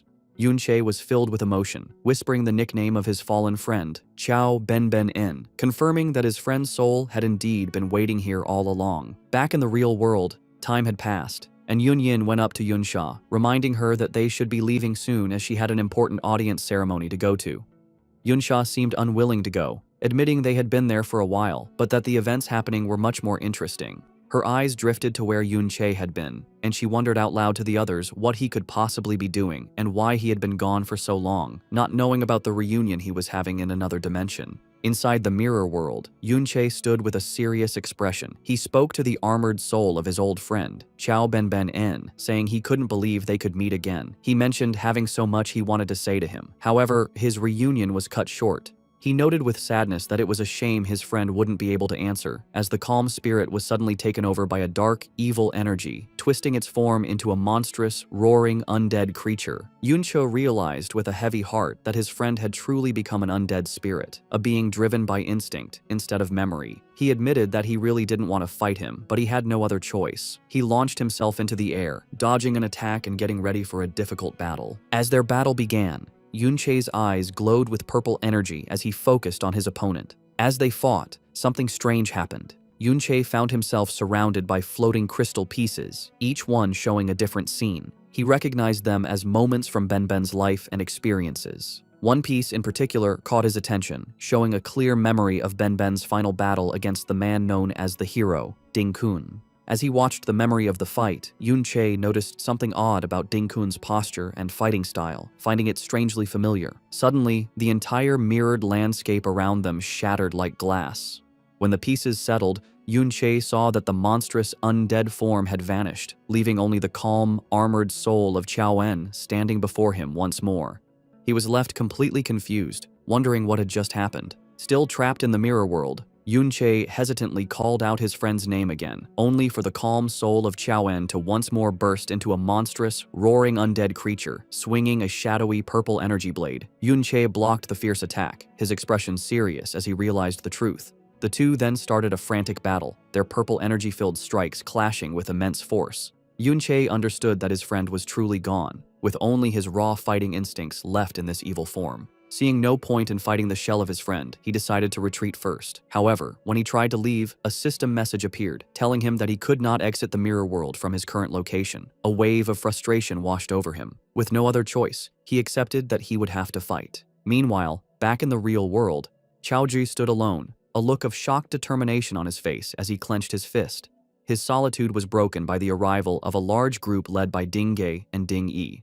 One of them asked why Qiaoji was all alone, and wondered out loud if Yunche had sensed their approach and run away in fear. Dinga looked down on the boy with a smug grin, saying that this was only half the fun. Qiaoji, trying to act like he didn't know what was going on, asked Ding Shu why he had come and if he was also there to level up. Ding Ge scoffed at the act, telling the little brat from the Qiao family to stop pretending. He directly accused Qiaoji of being the one who helped Yunche sneak into his house and steal their property. When Qiaoji tried to deny it, Ding Shu leaned in threateningly, asking if he thought he wouldn't recognize the sound of his screams. The threat sent a chill down Qiaoji's spine, his face turning pale with fear. Brushing the matter aside with a cruel wave of his hand, Ding Ge announced with a sinister smile that none of that was important now, as he had brought Qiao Ji a little gift. Qiao Ji's face showed pure terror as Ding Ge repeated his sinister offer, revealing his little gift. As Qiao Ji's eyes widened in horror, a group of tired-looking people were brought forward by the Ding family guards. It was his own family. He recognized them in disbelief, whispering the names of his grand-uncles, grand-aunts, and finally, his own mother, who looked back at him with a tired, defeated expression. Before he could understand the situation, one of his elderly relatives, his second grand-uncle, exploded with rage.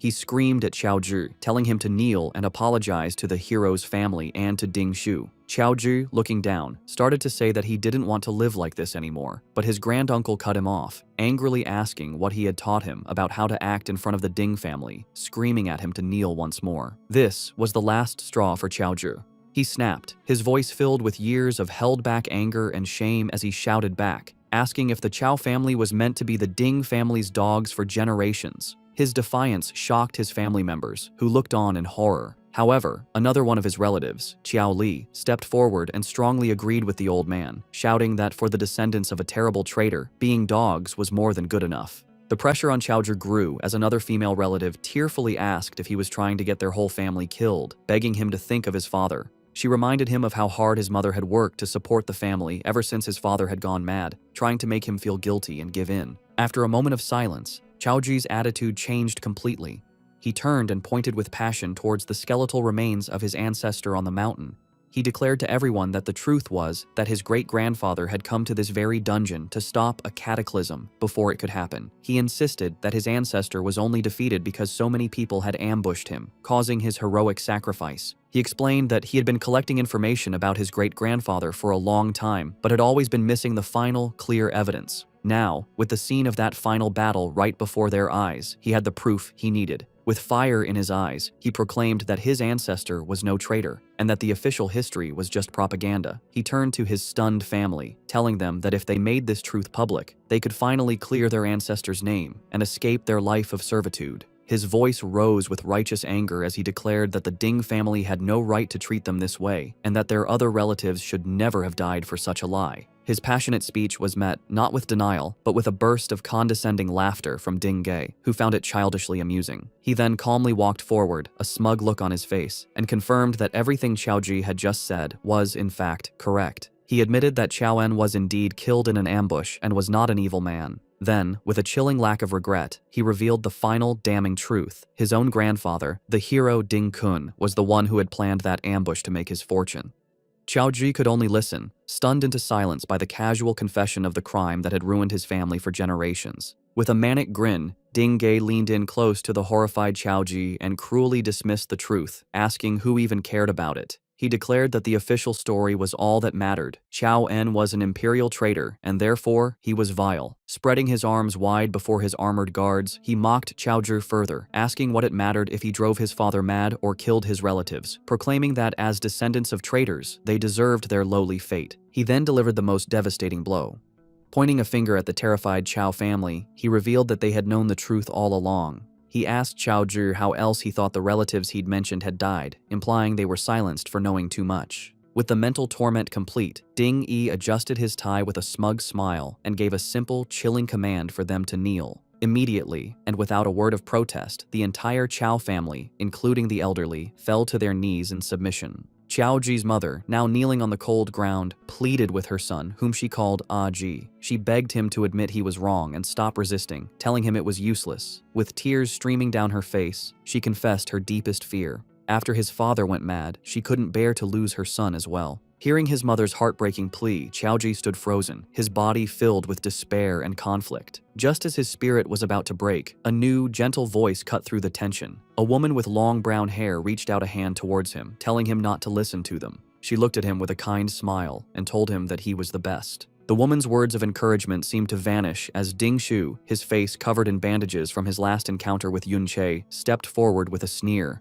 Annoyed by Qiao Ji's hesitation, he called him clueless and launched a vicious kick, shouting that he would force him to kneel one way or another. But this time was different. To Ding Shu's shock, Qiao Ji's eyes glowed with power as he effortlessly blocked the kick with his forearm. Before Ding Shu could react, Qiao Ji grabbed his leg and with a powerful roar, slammed him into the rocky ground, shattering it on impact. Standing tall amidst the broken pieces, Qiao Ji looked at his fallen tormentor with a new resolve and declared firmly that he would never kneel again. Breathing heavily with rage and humiliation, Ding Shu scrambled to his feet. He couldn't believe this was happening. He furiously summoned a massive, glowing crystal hammer, screaming that Qiao Ji had grown a backbone and dared to fight back. He charged forward, vowing to remind him of his place as a punching bag. As the powerful hammer was about to crash down, Qiao Ji went through a stunning transformation. In a flash of light, he was suddenly dressed in full plate armor, holding a massive shield that appeared just in time to block Ding Shu's furious blow with a deafening clang. The attack was completely stopped, leaving Ding Shu gritting his teeth in disbelief. Now, a formidable protector, Qiao Ji stood firmly between Ding Shu and his kneeling family, shielding them from harm. He glanced back at his mother, then turned his gaze back to his attacker, his voice ringing with conviction. With a powerful punch, he sent Ding Shu staggering back, shouting that they were not the descendants of a traitor, but the descendants of a true hero.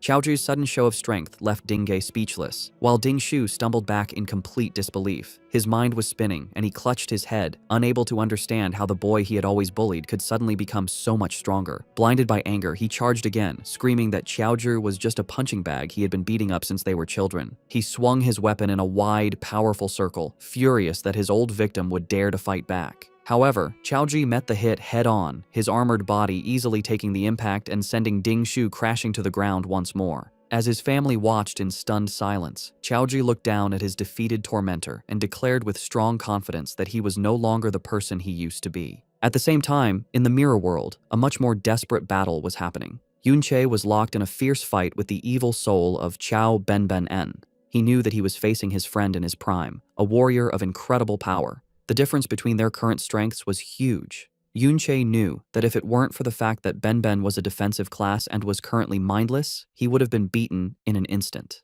However, Yunche had one very important advantage. He was the one who had taught Benben all of his fighting moves. He knew his friend's weaknesses like the back of his hand, which allowed him to guess and counter his moves. But even with this knowledge, the fight was incredibly difficult. The spirit's defense was that of a level 60+ warrior, and even with his blade of trickery fully powered up, Yunche's attacks barely did any damage. Suddenly, the undead spirit let out a huge, explosive wave of golden energy. Yunche instantly recognized the move. It was the legendary skill, Golden Light Shield, the very one he had given to Qiao Ji just moments before. He got ready, blocking the powerful attack, a look of grim determination on his face as he realized how much of a pain this fight was going to be. Back in the real world, a humiliated Ding Shu screamed in fury and attacked Qiao Ji with a powerful skill called Mountain Shaking Wild Hammer. However, Qiao Ji, now a strong tank, not only blocked the hit, but sent Ding Shu flying with a powerful punch of his own. He then followed up with a sweeping shield bash that sent Ding Shu crashing to the ground. Watching this pathetic display, Ding Ge sneered at his nephew, asking how he could now be losing to the little brat from the Qiao family. Deciding to take matters into his own hands, he announced that he would take out Ding Shu's anger for him and lunged at Qiao Ji with a powerful, energy-filled strike. As his fist was about to hit, he was met with a blinding flash of golden light. He looked on in disbelief as he realized Qiao Ji had summoned a huge, crackling energy barrier, the legendary Golden Light Shield. With his new power, Qiao Ji taunted his attackers, calling the so-called hero family nothing but cowards who didn't even dare to fight one-on-one. At the same time, in the mirror world, Yunche was facing the very same legendary skill. The undead spirit of his friend was protected by the same bright golden shield, and Yunche was letting out a relentless series of purple energy slashes against it. He knew exactly how the skill worked. As a legendary ability, the Golden Light Shield's defensive power was not just based on the user's stats. As long as it wasn't hit by a single attack that was more than double its endurance limit, it could take at least 10 direct hits. However, it had a critical weakness. It was a consumable skill. Even the smallest amount of damage would drain its energy, and Yunche was using this flaw, chipping away at its power with each strike. Back in the real world, the Golden Light Shield, protecting Qiao Ji, finally broke under the relentless attack from the Ding family members. Ding Ge scoffed, not impressed by the legendary skill. With a look of pure evil, he declared that it wouldn't have mattered even if the trash Qiaoan himself had used it. Holding the beaten Ding Shu in a headlock,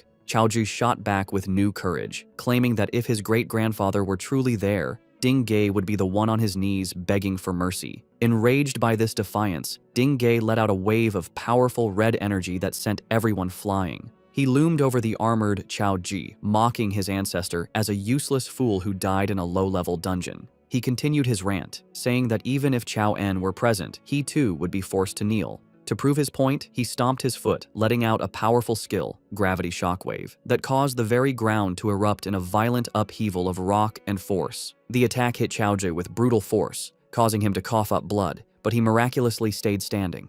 Ding Ge looked on with a surprised smirk, commenting on how tough the boy was. He then summoned a huge glowing crystal axe, his expression turning sadistic as he wondered out loud how Chao Ji would stand after he chopped off his legs. As he raised the axe to strike, Chao Ji's mother threw herself in front of her son, desperately pleading with the third master to spare him, claiming he was just young and foolish. She fell to her knees, offering herself in his place, begging Ding Ge to do whatever he wanted to her instead. Her desperate plea gave Ding Ge a new, cruel idea. A wicked smile spread across his face as he looked from the mother to her son. He then gave a horrific ultimatum to the bloodied and cornered Chao Ji. If he refused to kneel, he would kill his mother right in front of him. Losing his patience with the standoff, Ding Ge casually dismissed his threat, claiming there were plenty of other people to kill as he swung his axe towards Chao Ji's mother. Panicked, Chao Ji screamed for him to wait, his resolve finally breaking as he prepared to give up. But before he could say another word, the entire area was rocked by a massive explosion of dust and debris that erupted from the ground, blocking everyone's vision. When the dust finally began to settle, the Ding family guards and the Chao family were left staring in stunned silence at what had appeared. Before them stood a towering, ghostly figure in full dark armor, radiating an intimidating blue aura. Ding Ge, his axe still raised, could only stare in utter disbelief, recognizing the impossible figure before him. He stammered out the name, Chao En. The revelation sent shockwaves through the crowd. Chao Ji's mother looked on, whispering, "Grandfather?" in a mix of awe and terror, while the Ding family guards erupted in panicked confusion, questioning how a dead person could possibly be resurrected. One of the Chao family elders, however, recognized the ghostly form for what it was, identifying it as an undead. At that moment, another figure emerged from the dust cloud, standing calmly beside the formidable undead warrior. It was Yun Che. He looked at the stunned crowd with a cold, accusing glare, reminding them of how they had all looked down on Chao En just moments before. With a smirk of grim satisfaction, he declared that it was only natural for Chao En to crawl back from the depths of hell to settle the score with them all. The tall, ghostly form of the undead Chao En stood as a silent protector before the stunned crowd. After his initial shock, Ding Ge scoffed at what he thought was just a trick and angrily ordered his guards to attack. A squad of armored warriors rushed forward with their weapons raised. However, they were met with a display of skill they couldn't understand. The undead hero moved smoothly, its sword and shield a blur as it effortlessly blocked all their attacks at once. The Chao family elders watched in awe, one whispering in disbelief, asking if that incredible warrior was really Chao En. Chao Zhi was also amazed, seeing the mastery in the parry and how it stopped so many skilled guards at once. From a distance, Ding Ge saw the undead was one of Yun Che's summons, like the small fry he summoned during the raid on their home. Seeing the spirit was only level 33, he sneered. He declared that even as the spirit of Chao En, it was still weak and charged forward with his flaming axe to finish it himself. As Ding Ge's powerful blow came down, the undead warrior's weapon was coated in a strange, thick energy. To Ding Ge's complete surprise, his attack was perfectly parried with enough force to send him stumbling back. Angry and embarrassed, a red aura exploded around him as he called the parry a mere trick, shouting that skill was useless against pure power. He then unleashed a powerful charging skill, Boulder Bash, planning to crush the undead warrior completely. But just as the huge attack was about to hit, the undead Chao En again summoned the bright, golden light shield. The powerful charge slammed into the strong golden barrier, and Ding Ge could only roar in frustration as he was stopped by the legendary skill again. From a safe distance, Yun Che smirked as he watched the standoff. He taunted the struggling Ding Ge, explaining that even as an undead, Ben was still an S-class spirit, and the legendary golden light shield alone was more than enough to keep him busy for a long time. Pushed back by the shield's great power, a furious Ding Ge realized its weakness. He ordered all his men to attack at once, hoping to overwhelm the shield and drain its energy with numbers. However, their attack was stopped by a new wave of summons. A group of skeletal warriors glowing with a scary green aura erupted from the ground, fighting the rest of the Ding family guards and stopping them from helping their master. Annoyed by this new delay, Ding Ge changed his plan. Calling the summons a small problem, he activated his own power, putting on a full set of strong glowing red armor. With his power now boosted by a skill called Blazing Fury, he declared the summons didn't matter. He realized the real target was the summoner himself. With a roar, he unleashed a powerful skill, Accumulated Pressure Punch, directly at Yunche, knowing that if he could kill him, all the summoned creatures would disappear. With his eyes glowing with evil intent, Dingay charged forward, bragging about the high-level gear his grandfather gave him. He was sure Yunche had no chance, but just as his attack was about to land, it was met with a flash of purple light. A single, clean slice cut right through his attack. Dingo was shocked, unable to understand how Yunche was unharmed. Before he could figure out what happened, Yunche unleashed a rush of red energy slashes, a skill called Tearing Claw, that completely erased Dingay's attack. Dingay could only stare in disbelief as his powerful skill vanished. In that moment of confusion, Yunche appeared behind him in a flash and stabbed him with his sword. As Dingay stumbled from the surprise attack, Yunche saw his opening and called to his ghostly ally. The undead Xiao En responded right away, its sword crackling with bright blue energy. In a perfectly timed move, Yunche leaped high into the air, using the undead hero's outstretched sword as a launch pad to launch himself forward with great force. He shot towards the wounded Dingay and delivered a powerful spinning slash that sent the third master of the Ding family flying, bleeding and cursing in pure anger. With his eyes glowing with cold focus, Yunche continued his non-stop attack. He unleashed a powerful rush of purple energy slashes that completely overpowered Dingay. Yunche moved in with lightning speed, his blade cleanly cutting off Dingay's arm. Dinga screamed in pain, holding the bleeding stump and desperately calling for a priest to heal him. In his panic, Yunche appeared right behind him. Dingay reacted by instinct, slamming his fist into the ground to unleash a powerful gravity impact shockwave, trying to push his attacker away. However, Yunche just vanished and reappeared a short distance away, unharmed. With a superior smirk, he asked the terrified third master what was wrong, taunting him by asking if he was scared. Sweat appeared on Dingay's forehead as he frantically looked around, screaming again for a priest who wasn't there. He then saw why they were gone. His elite guards were being killed one by Yunche's army of ghostly skeletons, which now glowed with a scary green aura of new power. Yunche stood calmly among his ghostly army, a coldly confident look on his face. He mocked Dingay, asking if he really believed his undead were still as weak as they were during the raid on his home. A system window showed the source of their new strength. A reversed skill that gave all his summons a huge 30% boost to both attack and defense, and a damaging aura that always harmed nearby enemies. Yunche explained that with the power of this legendary level skill, his army was now too strong for the Ding family guards to handle, his face a look of pure terror. Dingay finally realized how hopeless his situation was. With his guards beaten and his own power useless, he made a desperate choice. Cursing quietly, he turned and ran. However, his escape was immediately cut short. The ground behind him burst open as the undead Xiao En stuck its huge sword into the ground, making the ground shake hard. From the broken ground, a prison of huge, ghostly swords rose up, completely surrounding the terrified Dingay and trapping him in a cage of blue energy he couldn't escape.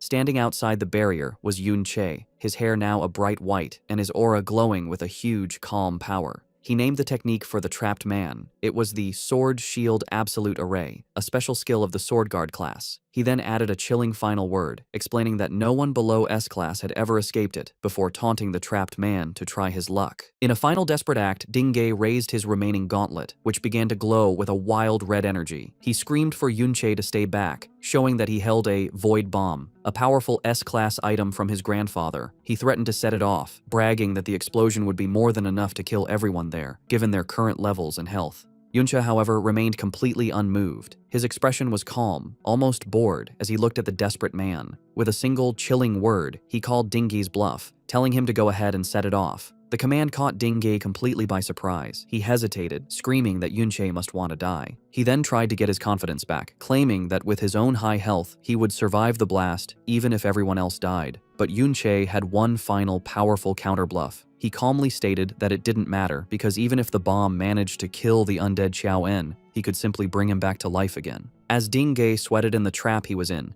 Yunche appeared behind him like a ghost, his voice cutting through the quiet. He continued what he was saying, telling the trapped man that while he might survive the bomb, Yunqi himself would be completely unharmed by the blast. Before Dingge could even react to the unbelievable claim, Yunqi moved with amazing speed, his glowing blade flashing as it cleanly cut off the man's remaining arm, the one holding the powerful void bomb. The severed arm and its dangerous weapon fell uselessly to the ground with a heavy thud. With his enemy now completely unarmed and helpless, Yunqi, still glowing with a huge calm power, gave a single cold command for him to kneel. As if forced by an unseen power, the ground around Dingge's legs shattered and reformed, pinning him down and forcing his broken body to kneel. Watching this show of complete power, Qiaoji, despite the blood on his face, couldn't help but smile with pride and relief. Nearby, the sad form of Ding Shu was seen trapped in the ghostly sword cage, crying without stopping. Yunqi then walked up to the defeated third master, placing his foot firmly on his back. He looked down at the man who had caused so much pain, his glowing sword held ready. With a coldly calm look, he asked the broken man to tell him what worth he thought he had left. After the hard battle, Yunqi looked at the items he got from Dingge. He saw he had a lot of different things, including hundreds of life potions. Looking at one of the potions, he noticed it gave 100 health points over 10 seconds. But he knew that even if Dingge had used these potions, the healing would have been too slow to save him from the damage. He was meant to die no matter what. His thought was proven right as he saw the new figure by his side, the undead spirit of Dingge, covered in a dark blue aura. Yunqi remembered that after killing him, Dingge's soul had appeared in the mirror world. He took the chance and successfully made him one of his undead. A serious thought came to Yunqi's mind. He could grow his army of high-level undead by killing strong human enemies. Nearby, Ding Shu's unconscious body lay on the ground, a quiet reminder of how brutal the fight was. Meanwhile, the members of the Qiao family watched Yunqi in amazement. The second granduncle couldn't believe that someone so young could be so powerful. He looked at Qiaozhi, who was comforting his mother, and realized that it was Yunqi who had helped Aji, helping him to become stronger in his heart and mind. But fear soon took over. Qiao Li, with panic in his eyes, asked what they were going to do now. He was scared, sure that the Ding family would get terrible revenge for the third master's death. Another family member agreed, saying that no matter how strong the young man was, he would have no chance if the hero, Ding Kun, got involved. He thought that if the hero was able to kill their powerful ancestor decades ago, he would only be stronger now. Yunqi heard their worries, and in his mind, he agreed with them. He knew that once the news of what happened got out, the time he had left to get stronger would be very short. With the powerful image of the hero in his mind, he knew he needed to level up quickly to have any chance of fighting an opponent like Ding Kun. Just then, a system message appeared before him, surprising him as he wondered if something had leveled up. The system message that surprised Yunqi was a warning that his undead army had leveled up. He thought that sending his scattered undead minions to fight monsters all over the dungeon had worked well. With their current level and equipment, his undead army could now completely control this dungeon. However, he knew that this dungeon was not enough for him to level up quickly anymore. This was why he had sent his undead out with a more important goal in mind. His main goal was for them to find the dungeon's real final boss, the Dungeon Lord. He knew that this creature, a level 41 monster named the Giant Eye Demon, was different from a hidden boss, like the Wandering Lord he had fought earlier. The Dungeon Lord was the heart of the whole dungeon. By killing it, the dungeon would be finished, and the whole area would fall apart and disappear. This was all part of a bigger, more urgent plan. From a distance, Yunqi watched the dungeon's entrance, which was still being guarded by the teacher and the other students. He knew that they must have seen Dingge bring the Qiao family into the dungeon. If the Qiao family were to leave on their own now, it would make people suspicious right away. So, his only real choice was to create a big distraction. By beating the Dungeon Lord and making the dungeon fall apart, the chaos that followed would be the perfect cover for the Qiao family to escape without being questioned.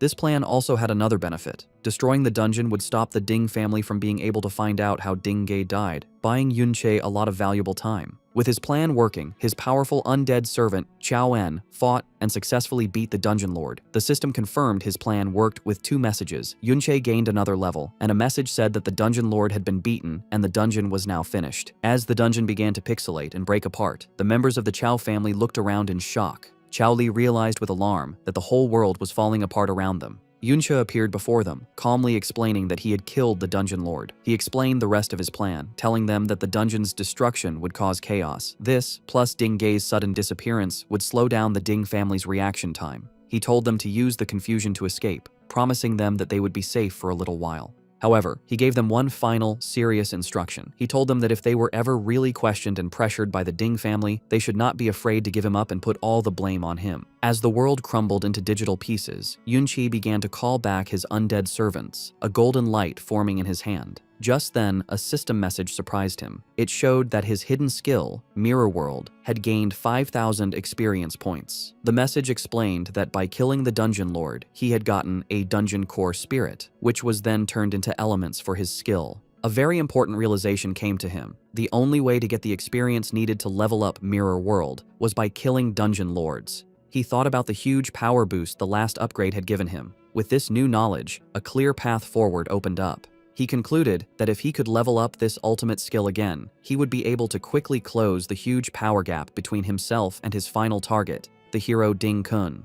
The scene changes to a private dungeon owned by a rich person. A guard with a mustache and full armor stood on patrol with his partner. He felt their watchfulness was not needed, asking his partner if they really needed to be so serious. He casually suggested they sneak off to play cards, saying that no one would be stupid enough to break into a private dungeon. Just as he spoke, a shadowy figure, Yunqi, appeared silently behind him. With a flash of light, Yunqi fully entered the dungeon. The guard with the mustache suddenly stopped, feeling a strange presence behind him, but quickly thought it was just his imagination. From the shadows, Yunqi watched them, his plan already in motion. He knew that the guards hired for these private dungeons were at most in their 30s in level. To him, these so-called secure places were almost defenseless. A series of clips of his non-stop campaign began. He thought about how close he was getting to his goal. One after another, he stormed through different private dungeons, a blur of motion that left scared guards behind him. He was getting closer and closer to his real goal, the day he would finally be strong enough to kill Ding Kun. The thought filled him with a burning anger, his eyes glowing with hatred, as he reminded himself that he had to control his emotions until that moment came. To reach his goal, he began a planned killing of dungeon lords. He fought a huge, beast-like creature, telling himself to stay calm as the system announced he had leveled up and finished the dungeon. He moved on to another, facing down lizard-like monsters, his mind focused on the fact that calmness was the key to not making mistakes. He faced a huge, centaur-like demon, his determination strong. Finally, now wearing powerful new armor and surrounded by a storm of purple energy, he finished yet another dungeon, his power growing with each win. Yunqi's non-stop attack on private dungeons had not gone unnoticed. Newspapers were filled with headlines about the mysterious, bad clearing of many dungeons, causing widespread panic. With each dungeon lord he beat, his ultimate skill, Mirror World, gained another 5,000 experience points, adding up quickly. The media called the unknown person the Dungeon Vandal, and the authorities had started a high-level investigation into the matter. In a hidden safe house far from their old lives, the members of the Qiao family read the news. Qiao Li looked at the paper in disbelief, wondering if it was all Yunqi's doing. The second granduncle, his face full of worry, realized the truth. He understood that the sudden clearing of so many dungeons would eventually be connected back to the incident they were involved in. He concluded that Yunqi was purposely drawing the Ding family's attention to himself to create a big distraction. With a rush of emotion, the second granduncle realized how much Yunqi was sacrificing. He was doing all of this for them to make sure they could escape to safety. The family thought about their new life. They were in a secret place, a journey of several days from the Ding family's influence, and had managed to hide without leaving a trace. A feeling of hope began to grow. Qiao Li was still amazed that Yunqi would do so much for them, while another male relative expressed his relief, believing they no longer had to live in constant fear and were finally safe. For a short moment, they let themselves believe they could finally be free of the Ding family's control. Their hope was violently destroyed. A huge explosion shook their safe place, the ground shaking beneath them. As the dust and smoke cleared, a scary silhouette appeared in the rubble, his voice full of condescension as he asked if they really thought they could get away from them. The intruder stepped into the light, revealing himself to be Ding Hao, the level 42 second head of the Ding family. He sneered at the terrified family, questioning if they believed the Ding family would be stupid enough to chase after the criminal. He declared that even if they weren't directly connected to the vandal, the simple act of daring to escape the Ding family was a crime in itself, and he had come to deliver a greeting. His face twisted with anger, his eyes glowing red with evil intent. He mocked them, asking if they had really underestimated the power and reach of the hero's family. A huge armored boot slammed down near the scared family members. Ding Hao called them delusional traitors. He then gave his final, devastating news. They had already tracked down the so-called criminal. The scene cut to a huge, heavily guarded complex, the hero's dungeon, where Yunsha and Yunyin were seen watching from a distance.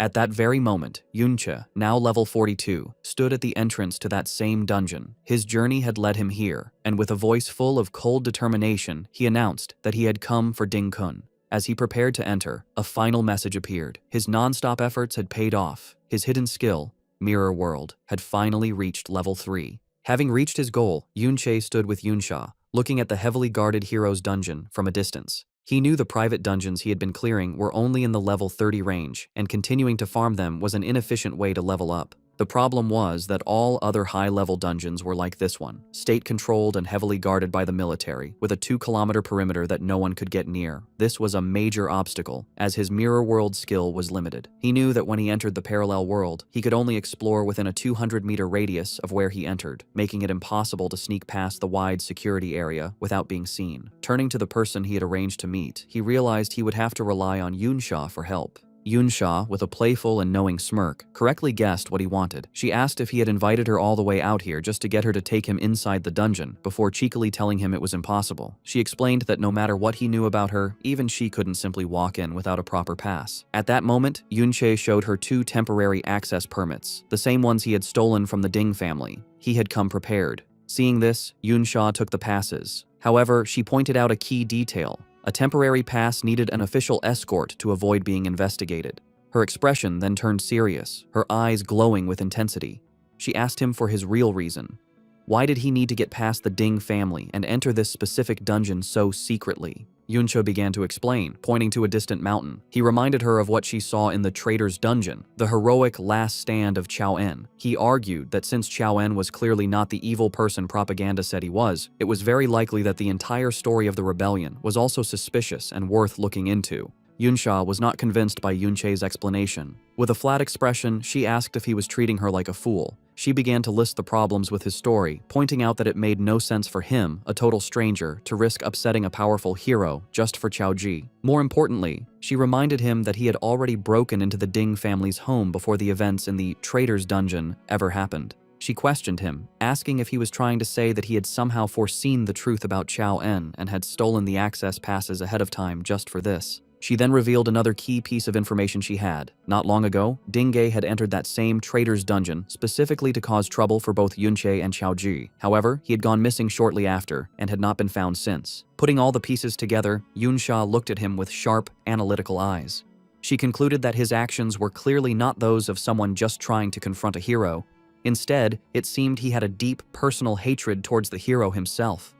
As she spoke, her gaze hardened. A slow, dangerous realization came to her as she connected the final dots. She noted his name, Yunche.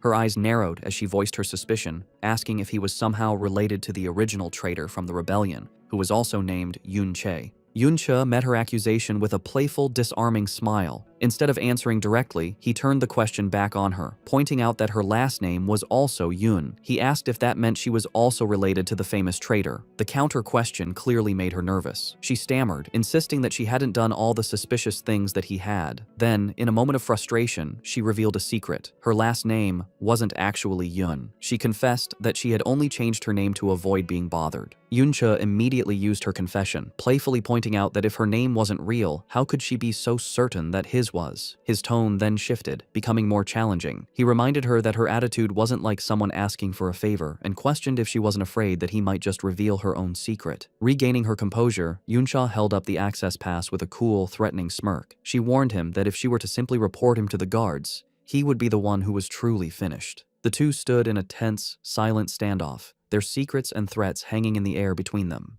When Yunsha threatened to expose him, Yunche simply smiled and stated with confidence that he believed she wouldn't do it. This left her flustered and annoyed. He explained the reason for his trust, reminding her of her actions back in the dungeon. He believed that someone who would risk their own safety to protect fellow students would never side with people like the Ding family. To prove his point, he offered her the diary he had stolen from their home. He revealed that it contained evidence of the many evil deeds done by the descendants of the hero Ding Kun, who used their family's reputation to bully and harass innocent people. Yunsha took the diary but was unimpressed, asking if that was his only reason. She claimed that if he was counting on her sense of justice, he was wrong, as she didn't care about such things. With a superior smile, she mocked him for being so naive as to place his life in someone else's hands so easily. She then asked him a sharp, personal question. Had he ever experienced betrayal before?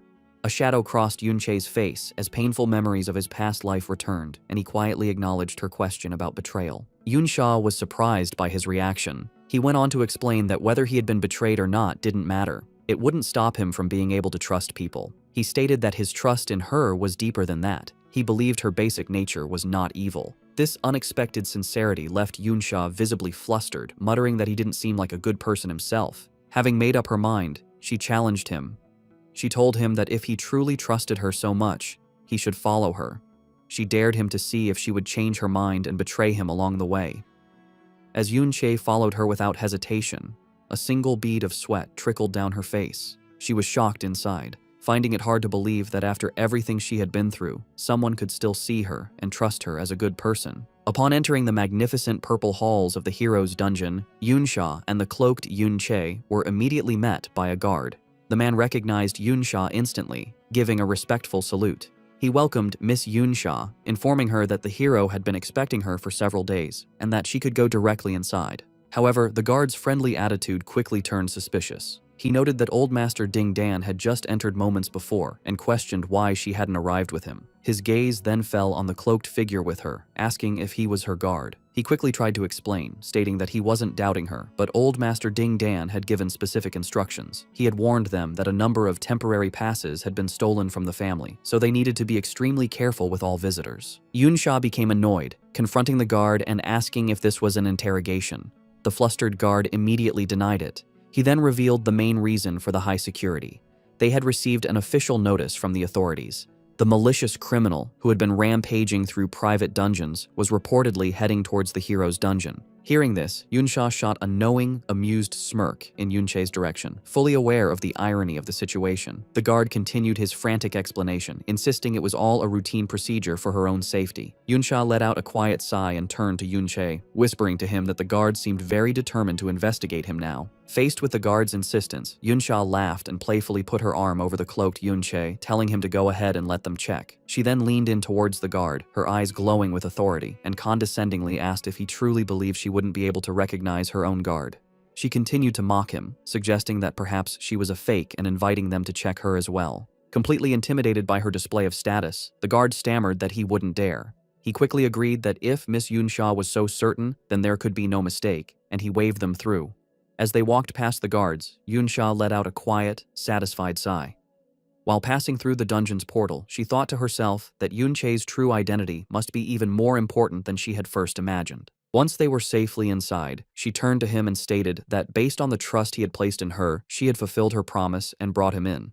She added that she would not interfere with whatever he planned to do next. However, she made it clear that her help ended there. Yunsha simply thanked her. He then summoned a cloaked, skeletal undead minion and told her to take it and leave. He explained that by doing this, anything he did from that point on would not be connected to her, protecting her cover. Yunche then vanished. Yunsha seemed slightly impressed by his thinking, remarking that he had some conscience after all. After she left, Yunche immediately entered the mirror world, the familiar blue-tinted landscape appearing around him.